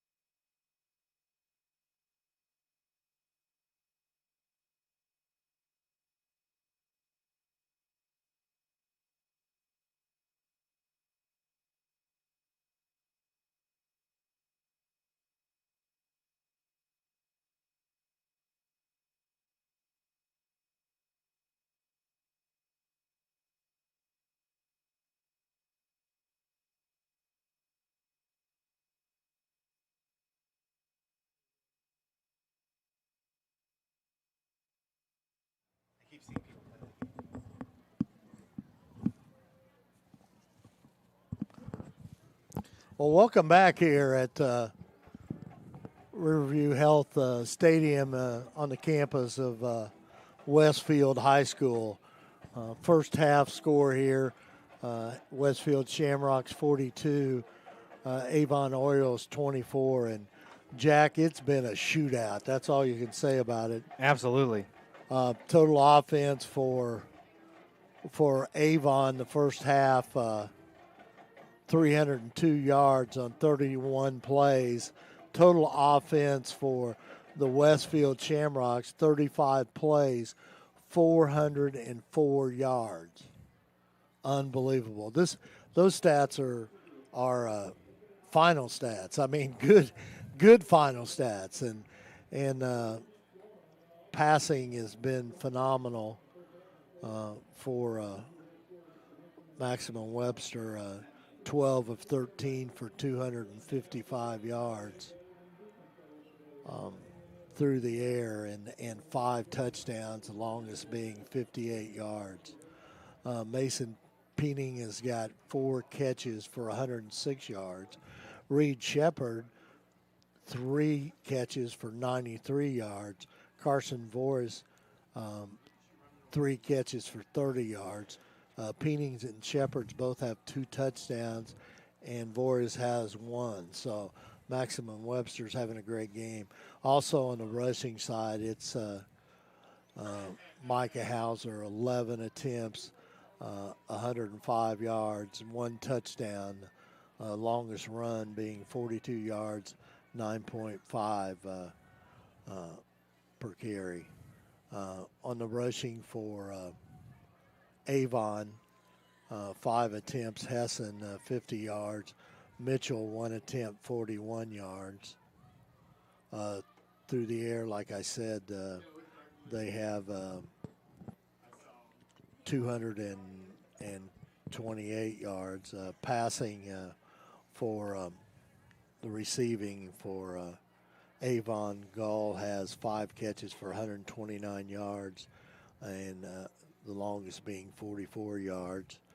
And then McCray, 2 catches for 40 yards, and his longest run is 36. So quite the display here of offense firepower by both sides, especially for the Westfield Shamrocks, who lead 42-24. Also on the tackle side, total tackles for Avon leading away is Jones with 7, Peters with 5, and McCray and Sheets with 4 each. They have no sacks here. And for the Westfield Shamrocks, Benji Wells has 5, Micah Hauser has 5, David Fry has 4, and Bryson Hoover has 3. Fast and furious the first half. In the first quarter, Avon scored on a field goal with 9:05 left to go in the first quarter. Then Westfield came back. Webster passed to Shepard, complete for a touchdown and PAT with 5:37. Then Avon came back and scored again at 4:53, and then once again Westfield came back and answered with a touchdown with 3:41, and right before the half with 53 seconds, Avon scores a touchdown, and then Westfield scores with 7 seconds left to go in that first quarter. So it was fast and furious. Westfield led 21-17.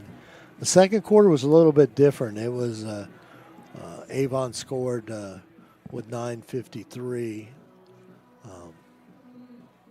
in the second quarter, and then it was Westfield with Webster and Heiser and Webster again on touchdowns, and that puts the score here 24-42. Westfield here at the half Of course, Avon only scored one time, and that was right at the beginning of the second quarter, and the defense kind of tightened up. Westfield defense rushing first downs. Westfield had 17 rushing first downs, and passing had 6. On Avon's side, rushing, they had 10 first downs, and they only had 3 passing. Rushing yards, Westfield had 152, and Avon had 91. Passing 211 and 255, Westfield with 255. We're getting ready to kick it off here for second half action and see what happens here, because Westfield will be receiving. Go ahead and take it, Jack. All right, so here we go. Onside kick. Recovered by the Shamrocks. Trying to catch them off guard there, but didn't seem to work. So the Jonathan Fry recovered that ball, and so Westfield will take over, and very good field position. So here we go for the Shamrocks. Great field position for them to start the second half. Trying to do some trick plays there and sets it up in a good possession on offense. 2 on the far side, 1 on the near side. Shotgun formation. Hauser to the 30, still on his feet to the 20, to the 10, all the way down to about the 5-yard line. Great start for Hauser, for someone that already has over 100 yards rushing.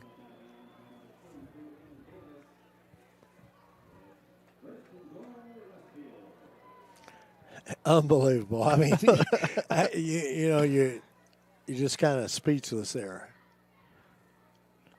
Hauser hit right there at the line of scrimmage. For if he got anything, it was very, very little. Looks like probably 0. So that's going to be second and goal. Ball on the 3-yard line. It was more the Rocks trying to catch Avon a little off after that big run. So here we go. Shotgun formation. 2 on the far side, 1 on the near side. Looks, hands the ball off to Hauser. Touchdown. Touchdown, Hauser. And that'll put another 6 points up on the board. Take a look at the replay. Shotgun formation, looks great blocking up front. Great Touchdown. blocking. Jack, I think I could have run through there. Well, maybe not me. Maybe you could have. I don't think I could have. Micah Hauser gets another touchdown here. Quickly. I don't know if Webster was your quarterback. You might be able to as well. And just like that, 11:05 left to play in the third quarter. Shamrocks quick points on the board, 49-24. Let's thank one of our sponsors. Celebrating 29 years, Logan Street Signs and Banners specialize in that last-minute signage and banners, serving Noblesville and Hamilton County since 1992. You can contact them at 317-773-7200 or check them out on their website, LoganStreetSigns.com. I believe I told you that in the first quarter, Zionsville was leading 7-0. They're in the third quarter, and Brownsburg is leading 41-7. I knew that was. I thought maybe I'd just give you a quick heads up. That does not surprise me. Carmel Greyhounds over Ben Davis right now, 21-3. The Tigers are 20-7 at the half. In addition to that, Hamilton Southeastern leading in the third quarter, 27-10. And right now in the third quarter, the Hamilton Heights Huskies 21, the Tipton Blue Devils 14. So Huskies still got a 7-point lead there for homecoming. Absolutely, and nothing's Nothing's better than winning for homecoming, right, Jack? Yep, absolutely. Life is a lot better when you win homecoming.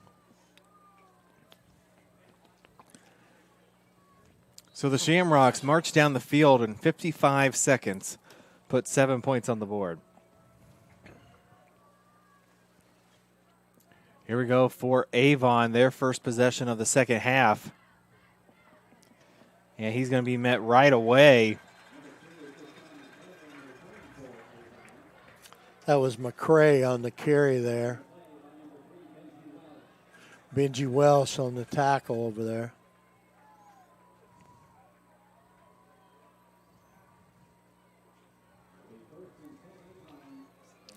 Well, let's see if Avon can strike back here, because they're more than capable of doing that. So 1st and 10, ball on the 19-yard line. Shotgun formation, 4 wide.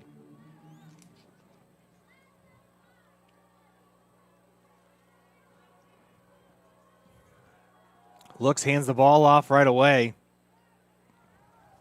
Also met right away. That's McCray on the carry.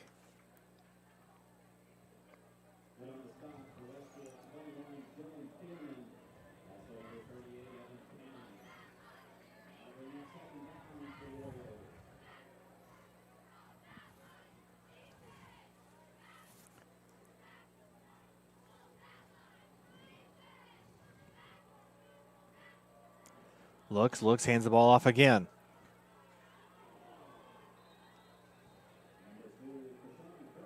He's going to be real close to that first down,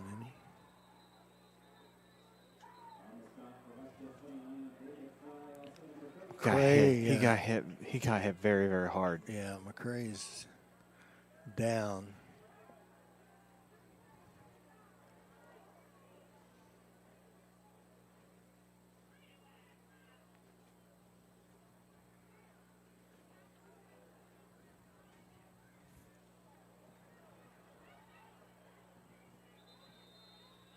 There's a flag on the play.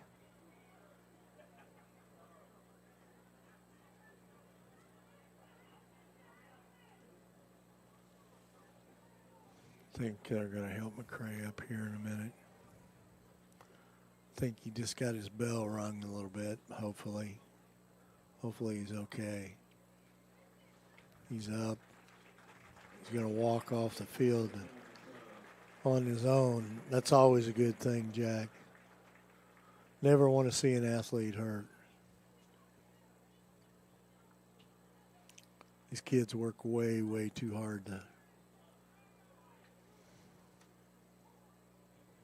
He's a junior, 6 foot, 165.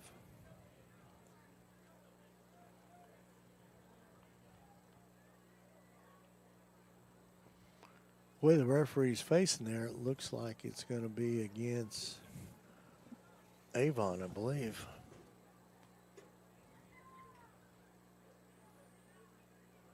I doubt if Coach Bliss is a very happy camper over there on the other side. So. See what the flag is here.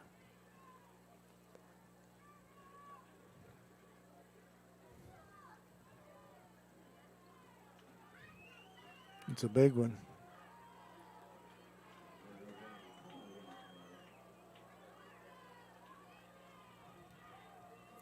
We'll get the call here. Unsportsmanlike. Coming from the sideline.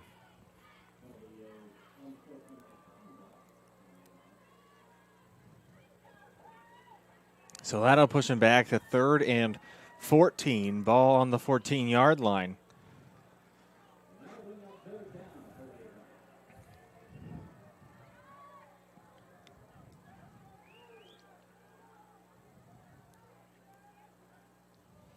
So we got 4 wide, shotgun formation.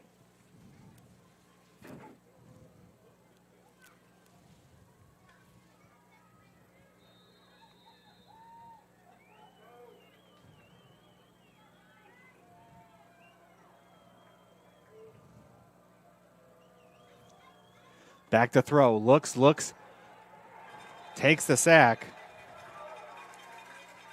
Man, I tell you what, that Westfield defense smells blood, man. They're getting whipped right out there on the football field. And I was concerned about that, right there before the half, that interception in the end zone.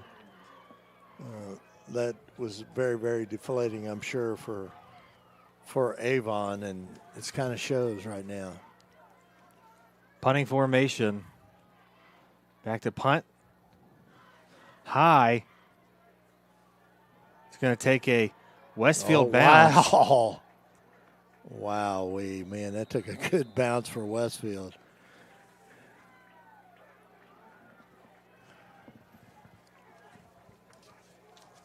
Man alive.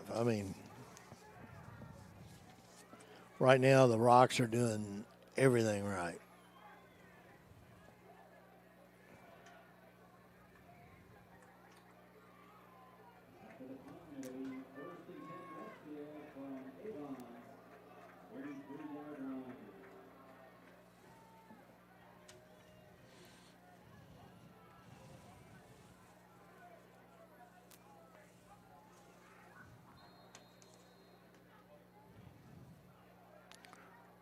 The young freshman, Porter Rhodes, in the backfield for the Rocks now. Catch by Nick DePascal. Quick pass and catch. That'll bring up 2nd down and 4 to go. Ball on the 17-yard line. Giving the young freshman a little bit of experience here tonight. 5'8", 170 pounds.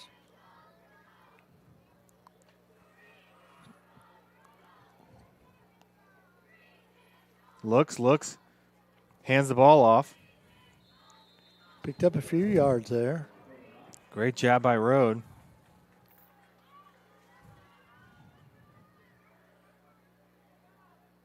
Is this the next Micah Hauser, huh? Could be. Yeah. Well, he's learning from Micah. I think that's a bigger piece of it. Yeah, absolutely.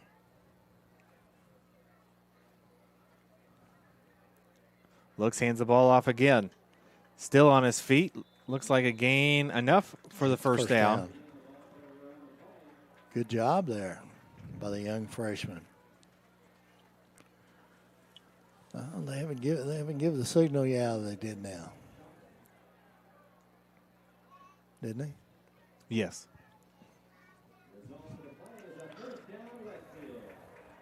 Let that clock run.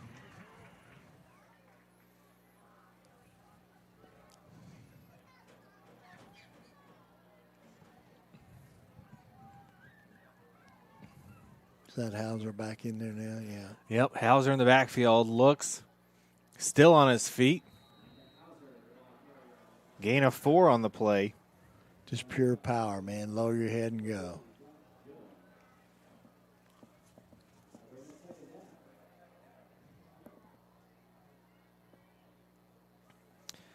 Good blocking by Zach Williams up front there to help Hauser up. So out on that run.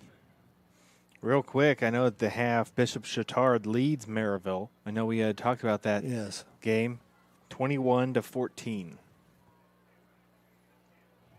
Looks, fires, throws, incomplete. Oh.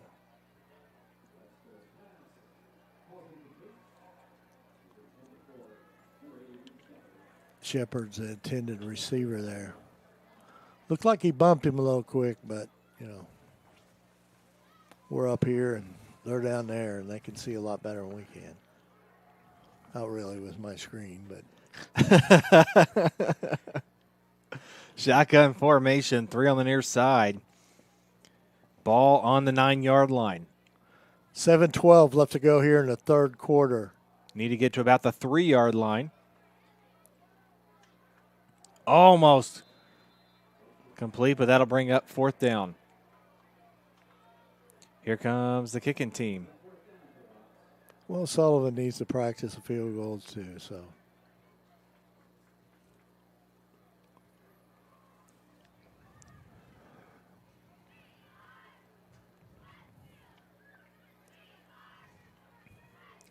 Homecoming night for the Greyhounds is looking good. 4th quarter Carmel 28, Ben Davis 9.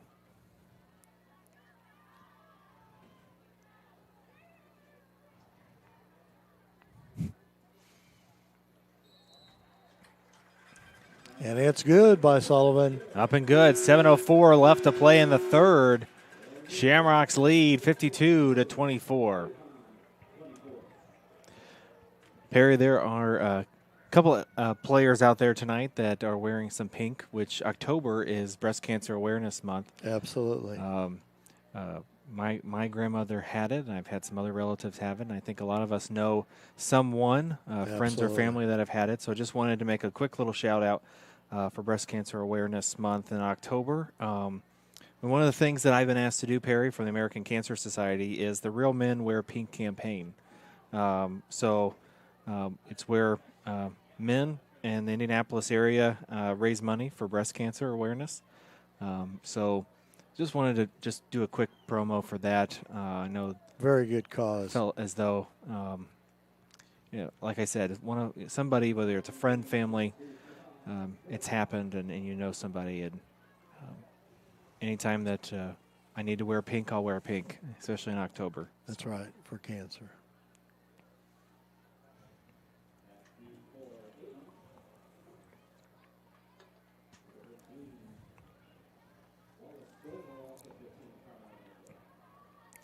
I will say, so far, we started the month.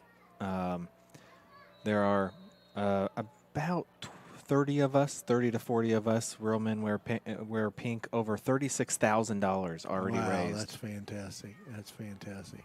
Here we go. Still on his feet all the way down to about the 25-yard line. Mitchell on the carry for Avon. So again, first down and 10, ball on the 25-yard line.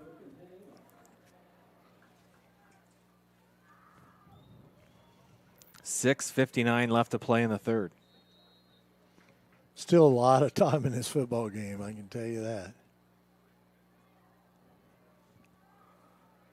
Let's see if Avon can get some big plays going here. Fires, throws to the near side. Still on his feet.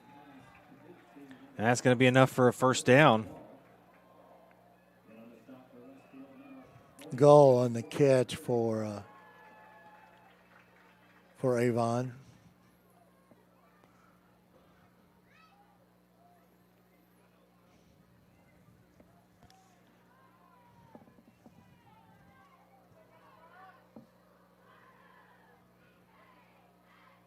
Looks, hands the ball off. Fake reverse. Fake there. reverse all the way to the 40, to the 35, down around the 30-yard line. Jones on the carry. He's a sophomore, 5'6", 155 pounds for Avon. Another Avon first down. A little bit more sense of urgency here, a little bit on Avon's part to get up to the line here and get set. But, of course, the chains also have to get set. So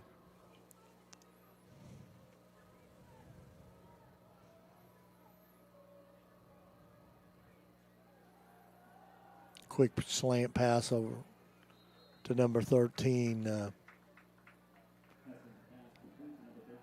Stovall.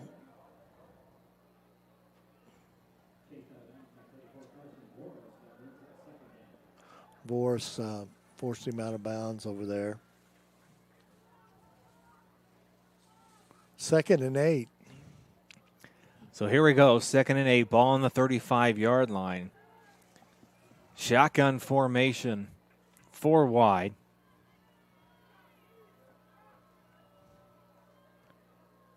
Looks to throw, looks to the near side, fires, throws, complete. Great job by Hessen. That's really the only place you could put it, with 4 defensive players right there on top of it. Gall on the catch there. Gall's a handful, you know, he's 6'4".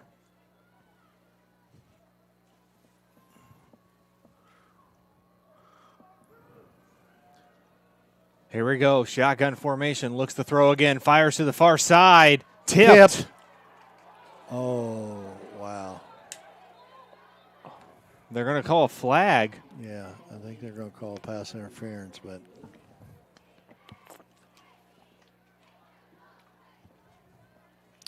I'm kind of wondering that because that ball was tipped, so at that point when they hit him, so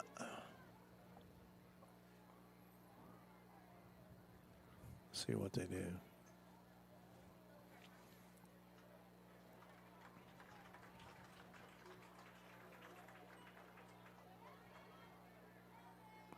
Yeah, they waved it off. That's kind of what I thought because that ball was tipped, and then the two Westfield players hit the receiver. I mean, so good call by the officials. I know it's taking a little bit longer, but it's really great that these officials here in high school this year have really done a good job if they have a question of talking it over. And, of course, it gives a little bit more time on the game, but it needs to be done because they need to get the correct call. So here we go. 5 wide, empty backfield. Looks to throw. Oh, he just down he goes. He just went down himself. He heard the feet coming.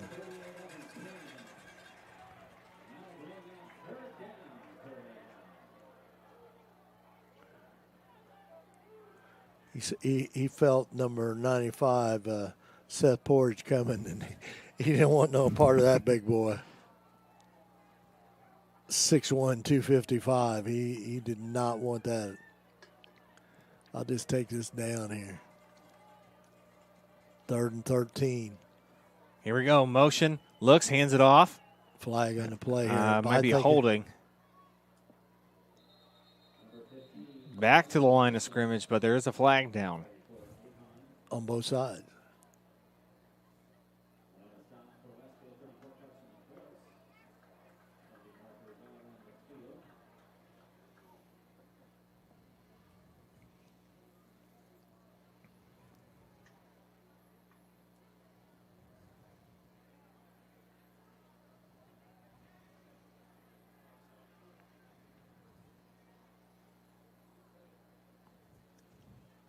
Having some discussion on the over there.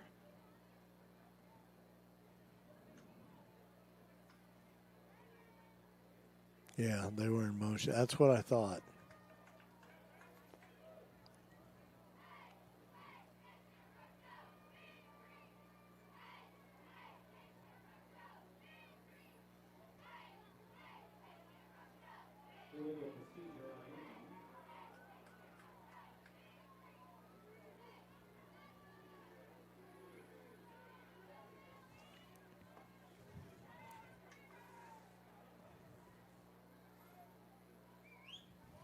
Westfield declined that penalty because it'd be 4th down, so field goal attempt here. So here we go. Should be Miller kicking for them, I believe. Looks, fires. Up and good. And just like that, 4:59 left to play in the third. Rocks still lead 52-27.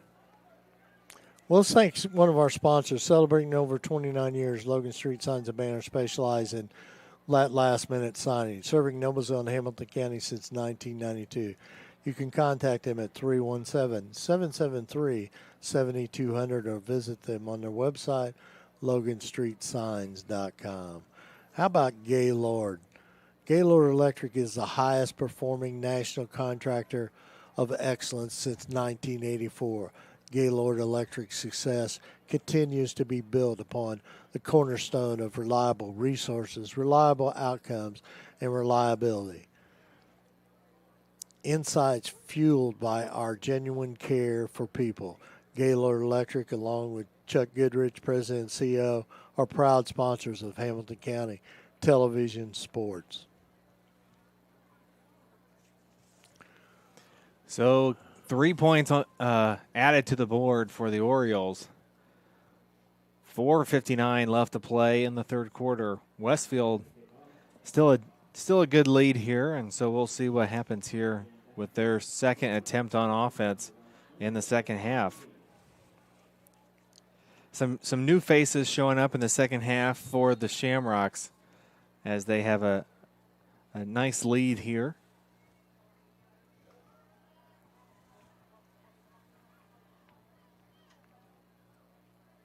Picks it up. Oh, what a He's move. on his way. What a move by Pena. Great stop, though, by the Orioles.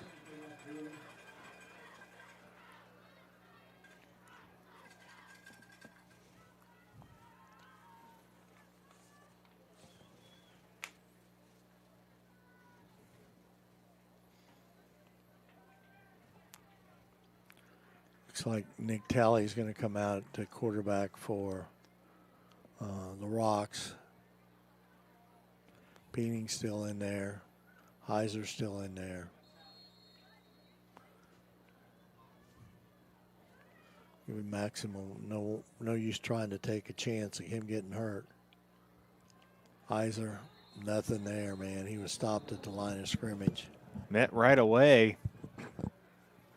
You know, you got to be really careful in this, with this big lead here and the clock running and everything. You don't want to get any players hurt, but you don't want to give this explosive offense of Avon the opportunity to climb back in this football game. Talley looks to throw. Fires, throws down the field. He's got him. Connect. Oh, what a job.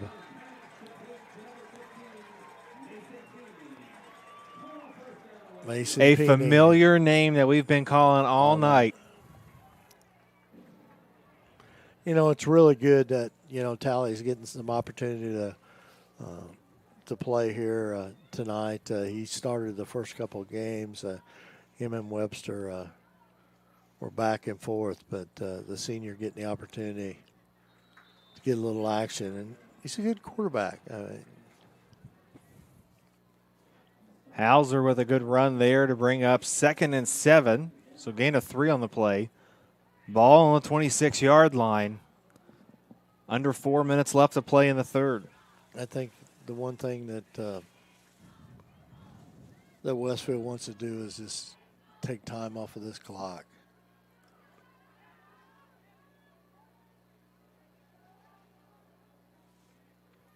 Here we go.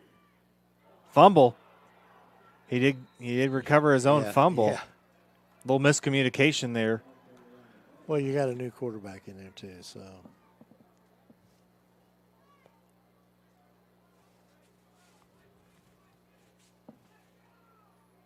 Clock's still running here. 3rd and 8, this is a big down.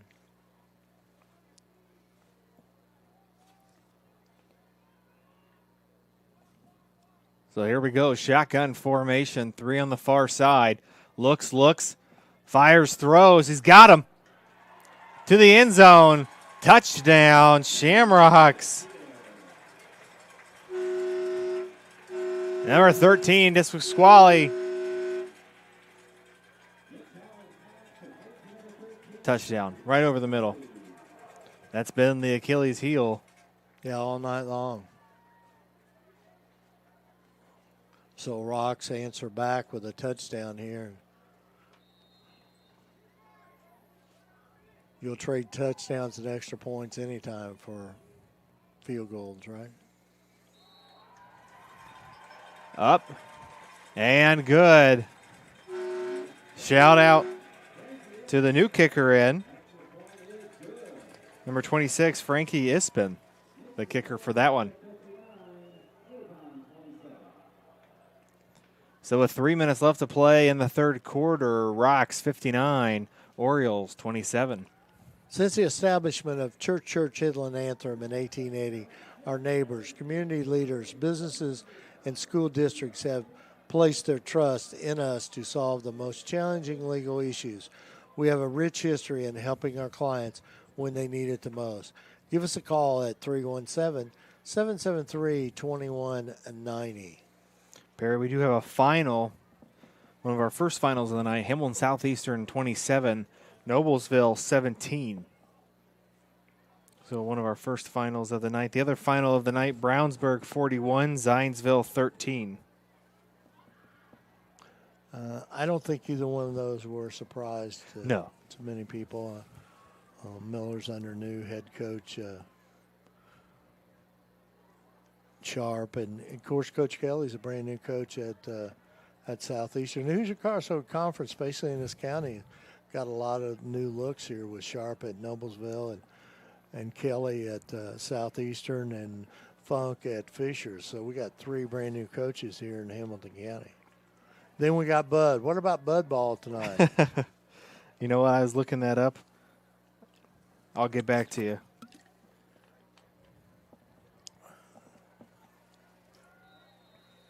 I bet Bud ran the ball tonight. You know what? I bet you are right.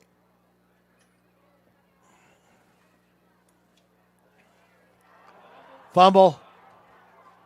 Ball down. Rocks recover. Recovered by the Shamrocks.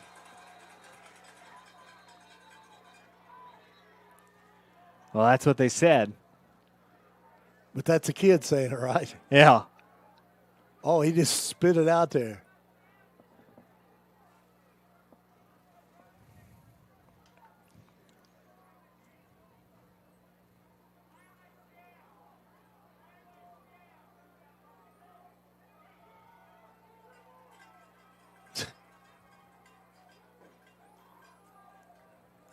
I bet they're still wrestling down there. What do you think, guys?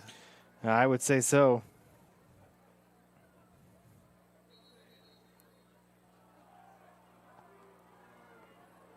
Oh, they gave it to Brownsburg.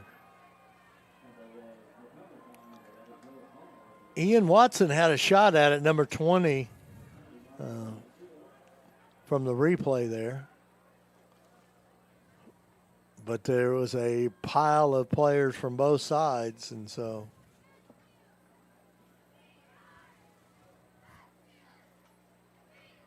there's also a flag on the play, too.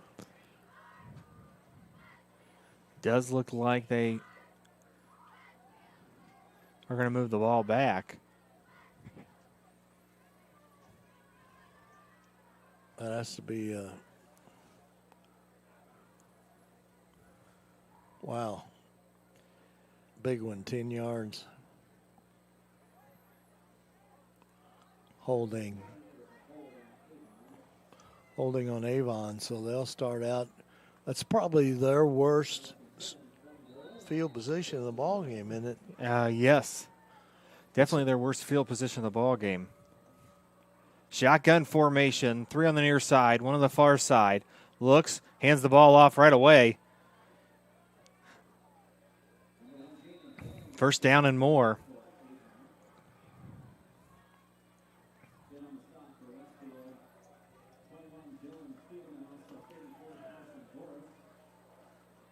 Jones on the carry for Avon that time. Young sophomore's getting a lot of playing time here the second half for Avon.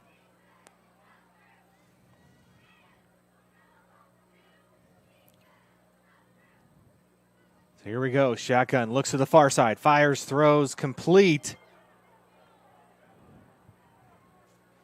Hall with the catch. Flag in flag there. Down. Getting a little frisky out here.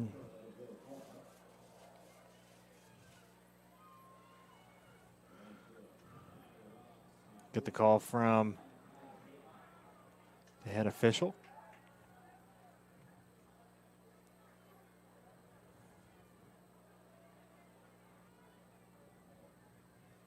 You know, we think a lot of people. I do want to thank the officials as well. I think that's one of the things that sometimes, on Shamrocks. Personal foul. Unnecessary roughness, is that what? I believe so.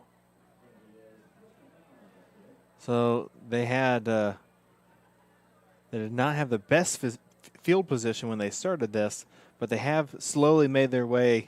They got back down what the they field. lost. Yeah, they did. I guess they got back what they lost in 5 yards. Yep, you got it. That's why they pay us the big bucks, right? Yeah. Do that math. 3 on the near side, 1 on the far side. Shotgun formation.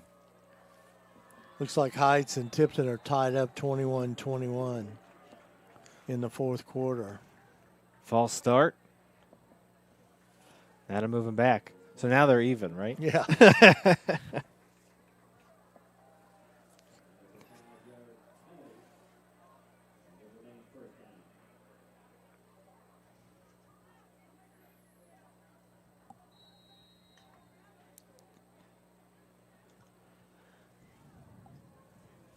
Here we go. Avon, shotgun formation.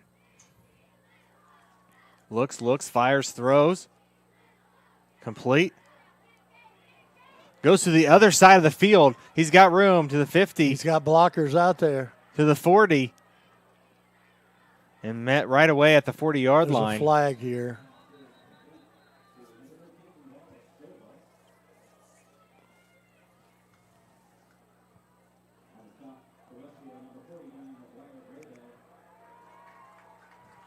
And that'll move him back. Looks like it'll be on the Orioles.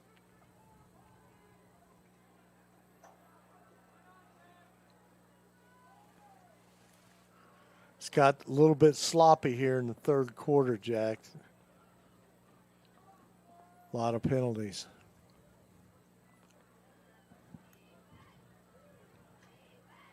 Holding. So that'll move him back to bring up 1st and 15. Ball on the 44-yard line. Excuse me, 16. 1st and 16. Ball on the 43-yard line.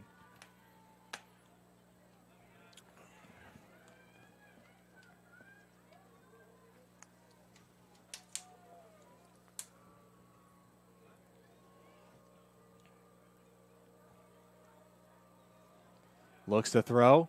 Steps up. Still on his feet. He's going to get out of Looks, bounds. gets out of bounds. Making it a manageable 2nd down. 2nd and about 8, 9. It's going to be 2nd and 8. Ball on the 49-yard line.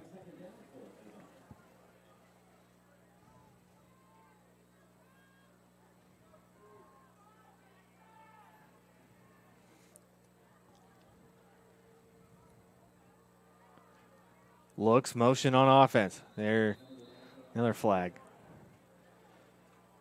False start on the offense. That has to be 5 or 6 false starts Avon's had tonight. You know, This possession, we've had five flags. yeah. We've had a flag at the very beginning that brought him down. We've had a flag for the unnecessary roughness. 2 flags on the false start and 1 flag for holding. Mount Vernon keeps rolling. They won 48-6 over Newcastle. Not a big surprise there, but I mean it.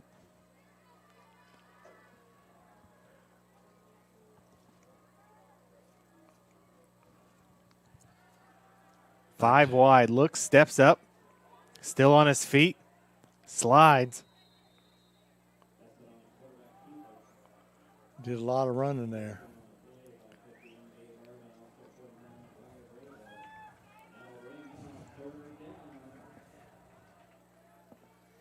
Winded down this third quarter here. There is a final for the Hamilton Heights game. We'll go to here in just a second. Shotgun formation, 4 wide.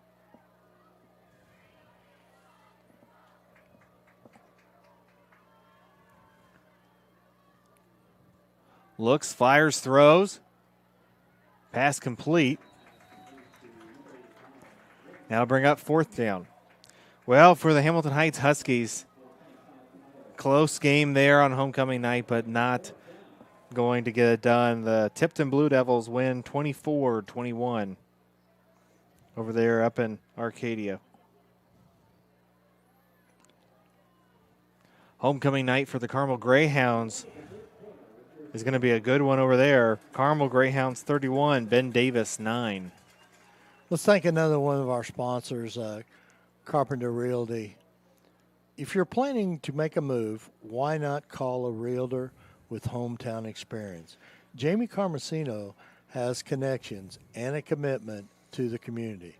She raised 3 Noblesville athletes and is ready to help you with your real estate needs. Looking for a realtor? Call Carmo 317-490-3735. How about Mark Hairbrand? As Hamilton County Commissioner, Mark Hairbrand has always focused on listening to the community and continue to lead Hamilton County into even more success. Mark Hairbrand is passionate about schools and education, public safety, finding cost-saving solutions for complex challenges, and truly having open dialogue with the residents. Remember, Mark will be on the November 3rd ballot running for re-election of Hamilton County Commissioners, so please vote for Mark Hairbrand.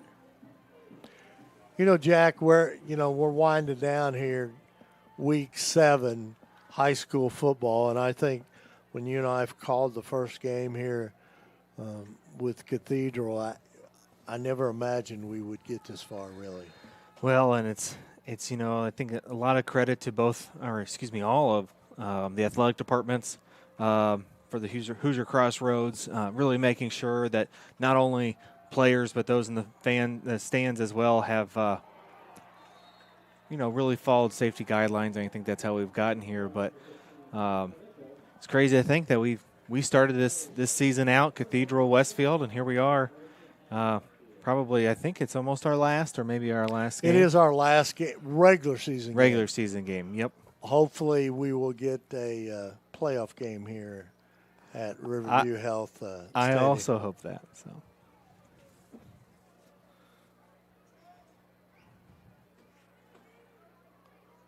And maybe if the Westfield Shamrocks can continue, we may get to travel on the road a little bit. Who knows? Well, I know my family enjoys calling games here as well. They get to hang out up here as well. So it's pretty cool to see my 15-month-old experience some football. There we go. 1st and 10. Porter Road on the young freshman we talked about earlier on the carry there. Trying to give a well-deserved rest to Mr. Hauser. Yes. Mr. Hauser. Yes. He'll end up somewhere probably around 150 yards and 2 touchdowns. Yeah. Good night for him.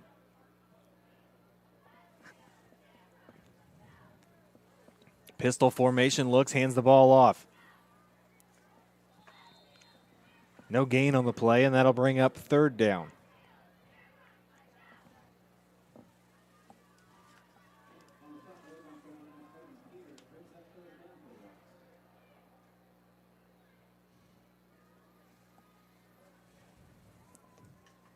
So 3rd and 5, ball on the 49-yard line.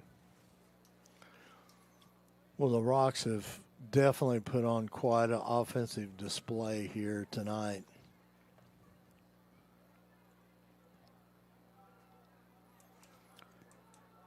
Talley moving the senior, moving the young freshman back. Looks, fires, throws. Incomplete.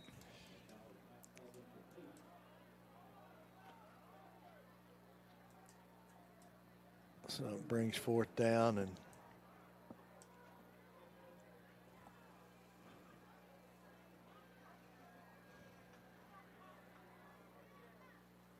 Mr. Rode also can do the punting duty, so he's back. Porter Rhodes back to punt for the Rocks. Flag on the play. It's going to take a Westfield bounce. Fall dead on the 17 probably.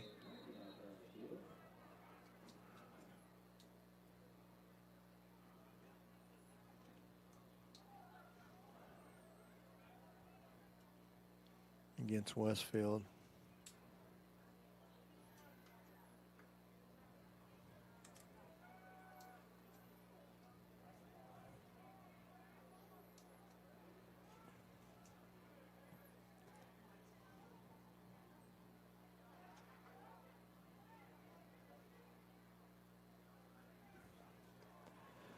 So 10 minutes, 12 seconds left in the fourth quarter. That will bring out the defense for the Shamrocks. See if we can catch some numbers here, see if we're making any changes here.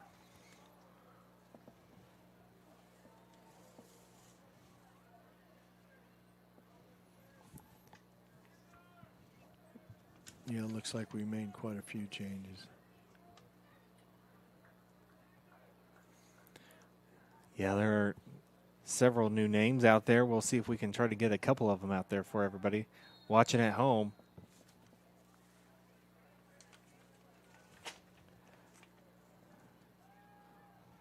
Looks still on his feet. Number 37, Lester Gonzalez in the ball game. Number 41 out there as well, Jonathan Hernandez. But always great when you have, another set of players. It gives us the ability to highlight some of the players that are out there. Met right away.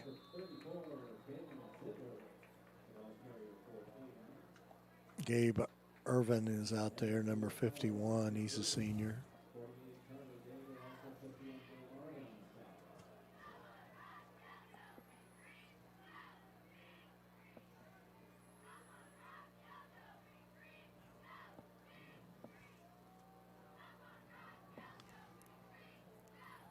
Looks hands the ball off again. It's going to be close. Got the first down, or at least close to it.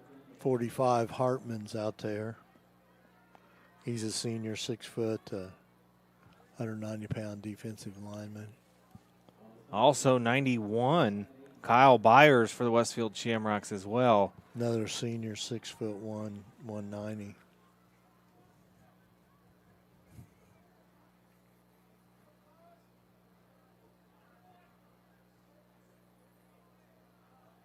Looks, fires, throws, incomplete.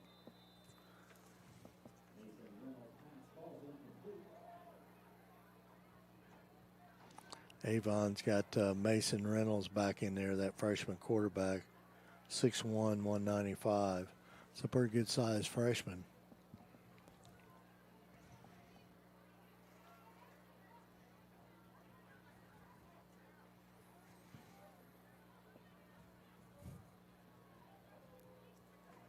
Here we go, shotgun formation. Looks, fumbles the ball.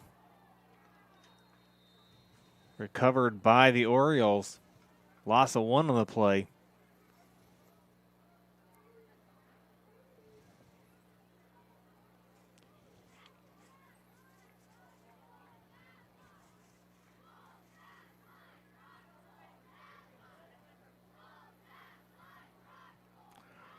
Number 75 for Avon, Brody Stevens is in there. He's a sophomore. They've got subs in there too.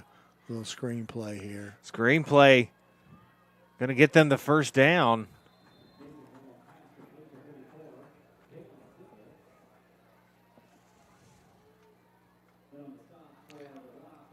Ziegler on the catch, number 34. He's another sophomore.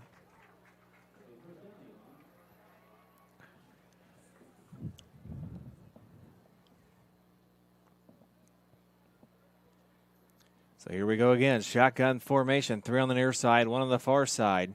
Blaine Riley's in there, number 40 for Westfield.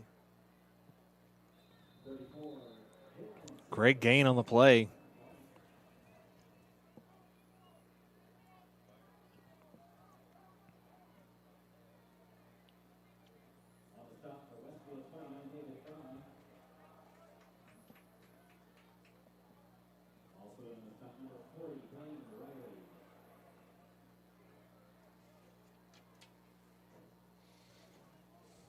So here we go. Shotgun formation again. Looks, hands the ball off again. First down and more. Great job by the Orioles moving the ball.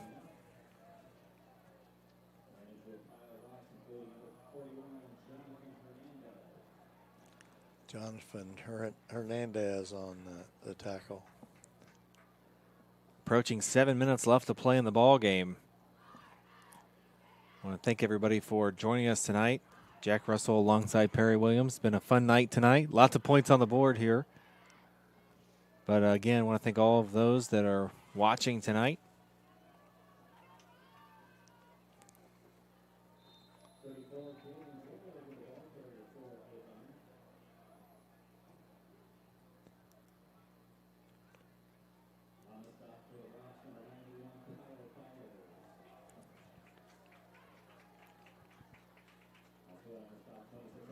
Kyle Byers on the stop, number 91 for the Rocks on that play. 6:30 left to go here in the fourth quarter. 2nd and 6.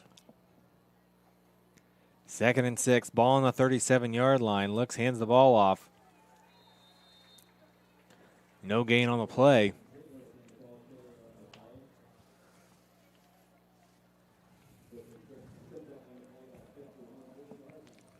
Jack, I want to say the athletic department here, Westfield coaching staff, and all the staff here at Westfield, we really appreciate the opportunity to broadcast these games so far this season. I know they have one more home game, but the last one next week they're on the road against Fishers, at Fishers. So, but the last game with Franklin Central is going to be broadcast by someone else. So. Well, I hope we have some more ball games that we can call this season, especially as we get closer, get into the postseason. But it's always a fun year. I mean, I feel like it flew by. It really did. You know, it took a long time to decide whether we was going to get to do it, but hats off to the Indiana High School Athletic Association for putting together such a good program here and making sure that this can happen, because we're now in week 7 and almost the end of the games for week 7. So it's been a great ride and one that we will remember for a long, long time.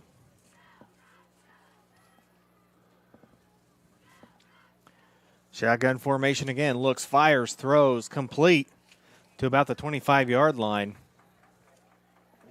Under 5 minutes left to play in the fourth.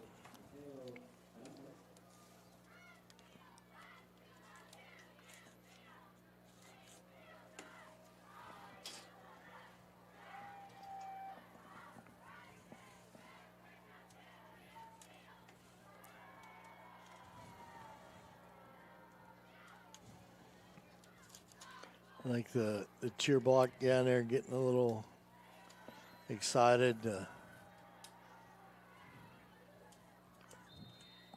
get another victory, because Westfield 59, well, in Avon Orioles 27. You know, one of the things that's always great to see, and it's one of the things that sometimes the if you're at home you don't get a chance to see, is the way that the Westfield Shamrocks end the game with the ability to have students, the players, you know, really around center of the field, and coach has a little chat with them and things like that. So it's kind of a special piece, I think, as well, of being a Shamrock and the culture here at Westfield. Absolutely, and Jake will be the first to tell you it's a family culture, and he's proud of it, and he's proud to be close to these kids, and they work very, very hard during the season and work very, very hard in the off season.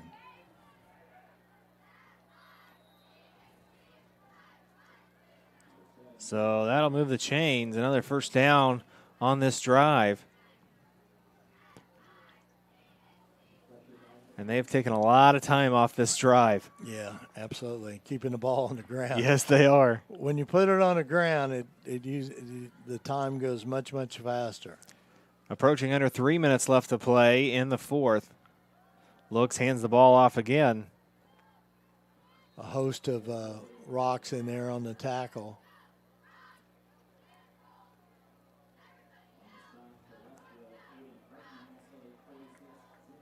Second down and 7 on the 16-yard line.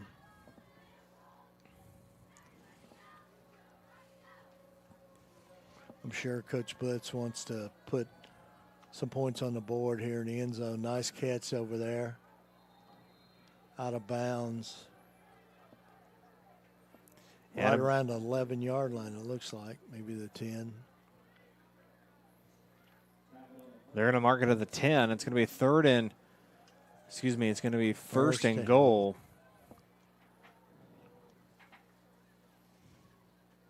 Approaching 2 minutes left to play in the fourth.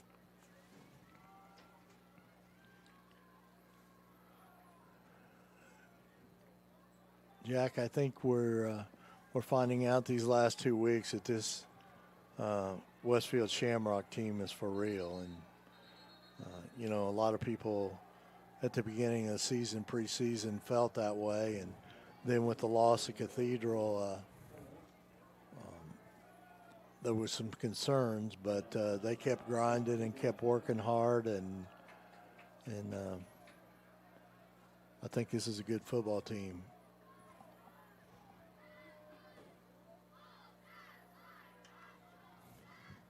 Here we go.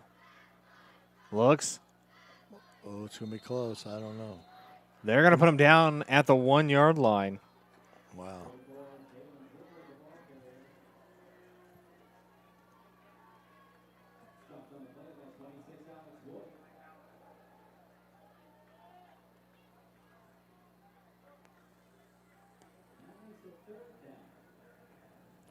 Third down here. Here we go. Third down. Shotgun formation.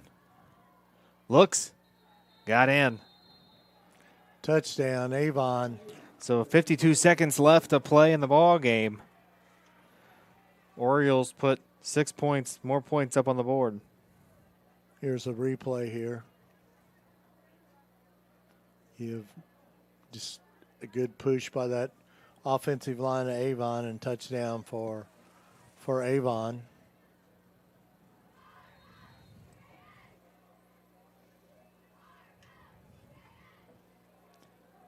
Here we go.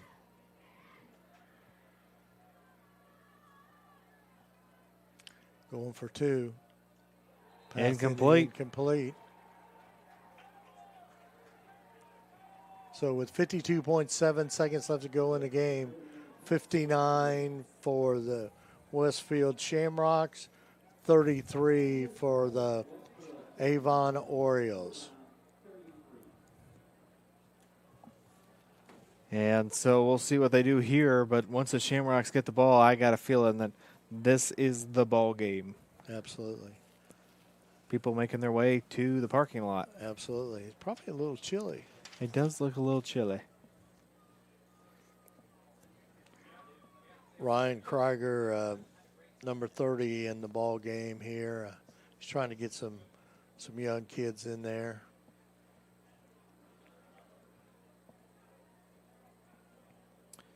Bishop Chittard, by the way, this is in the fourth quarter. Bishop Chittard, 31, Maryville, 21.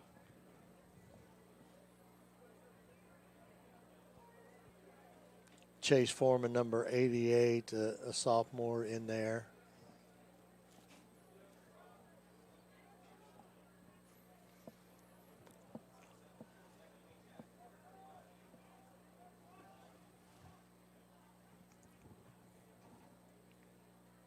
Jameson Lutz in there, sophomore, 5'9". Trying to switch them all around here, get some kids opportunity to. Here comes the onside.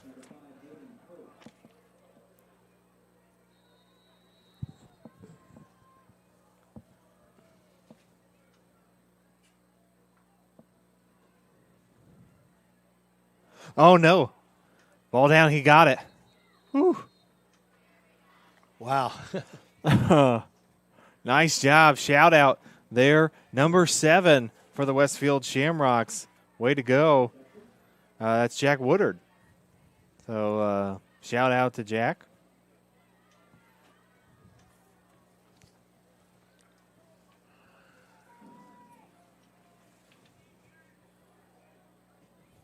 I would say they're not going to do too many fancy things here. I would say so, but Cole Ballard into the ball game.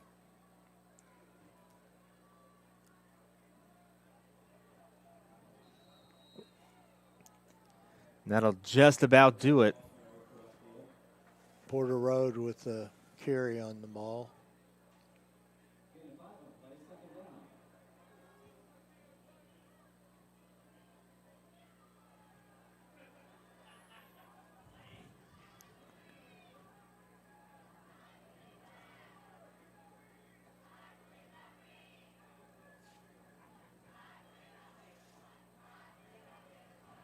This should be it. Drop down, and that's going to be the ball game. And the Westfield Shamrocks 59, Avon Orioles 33.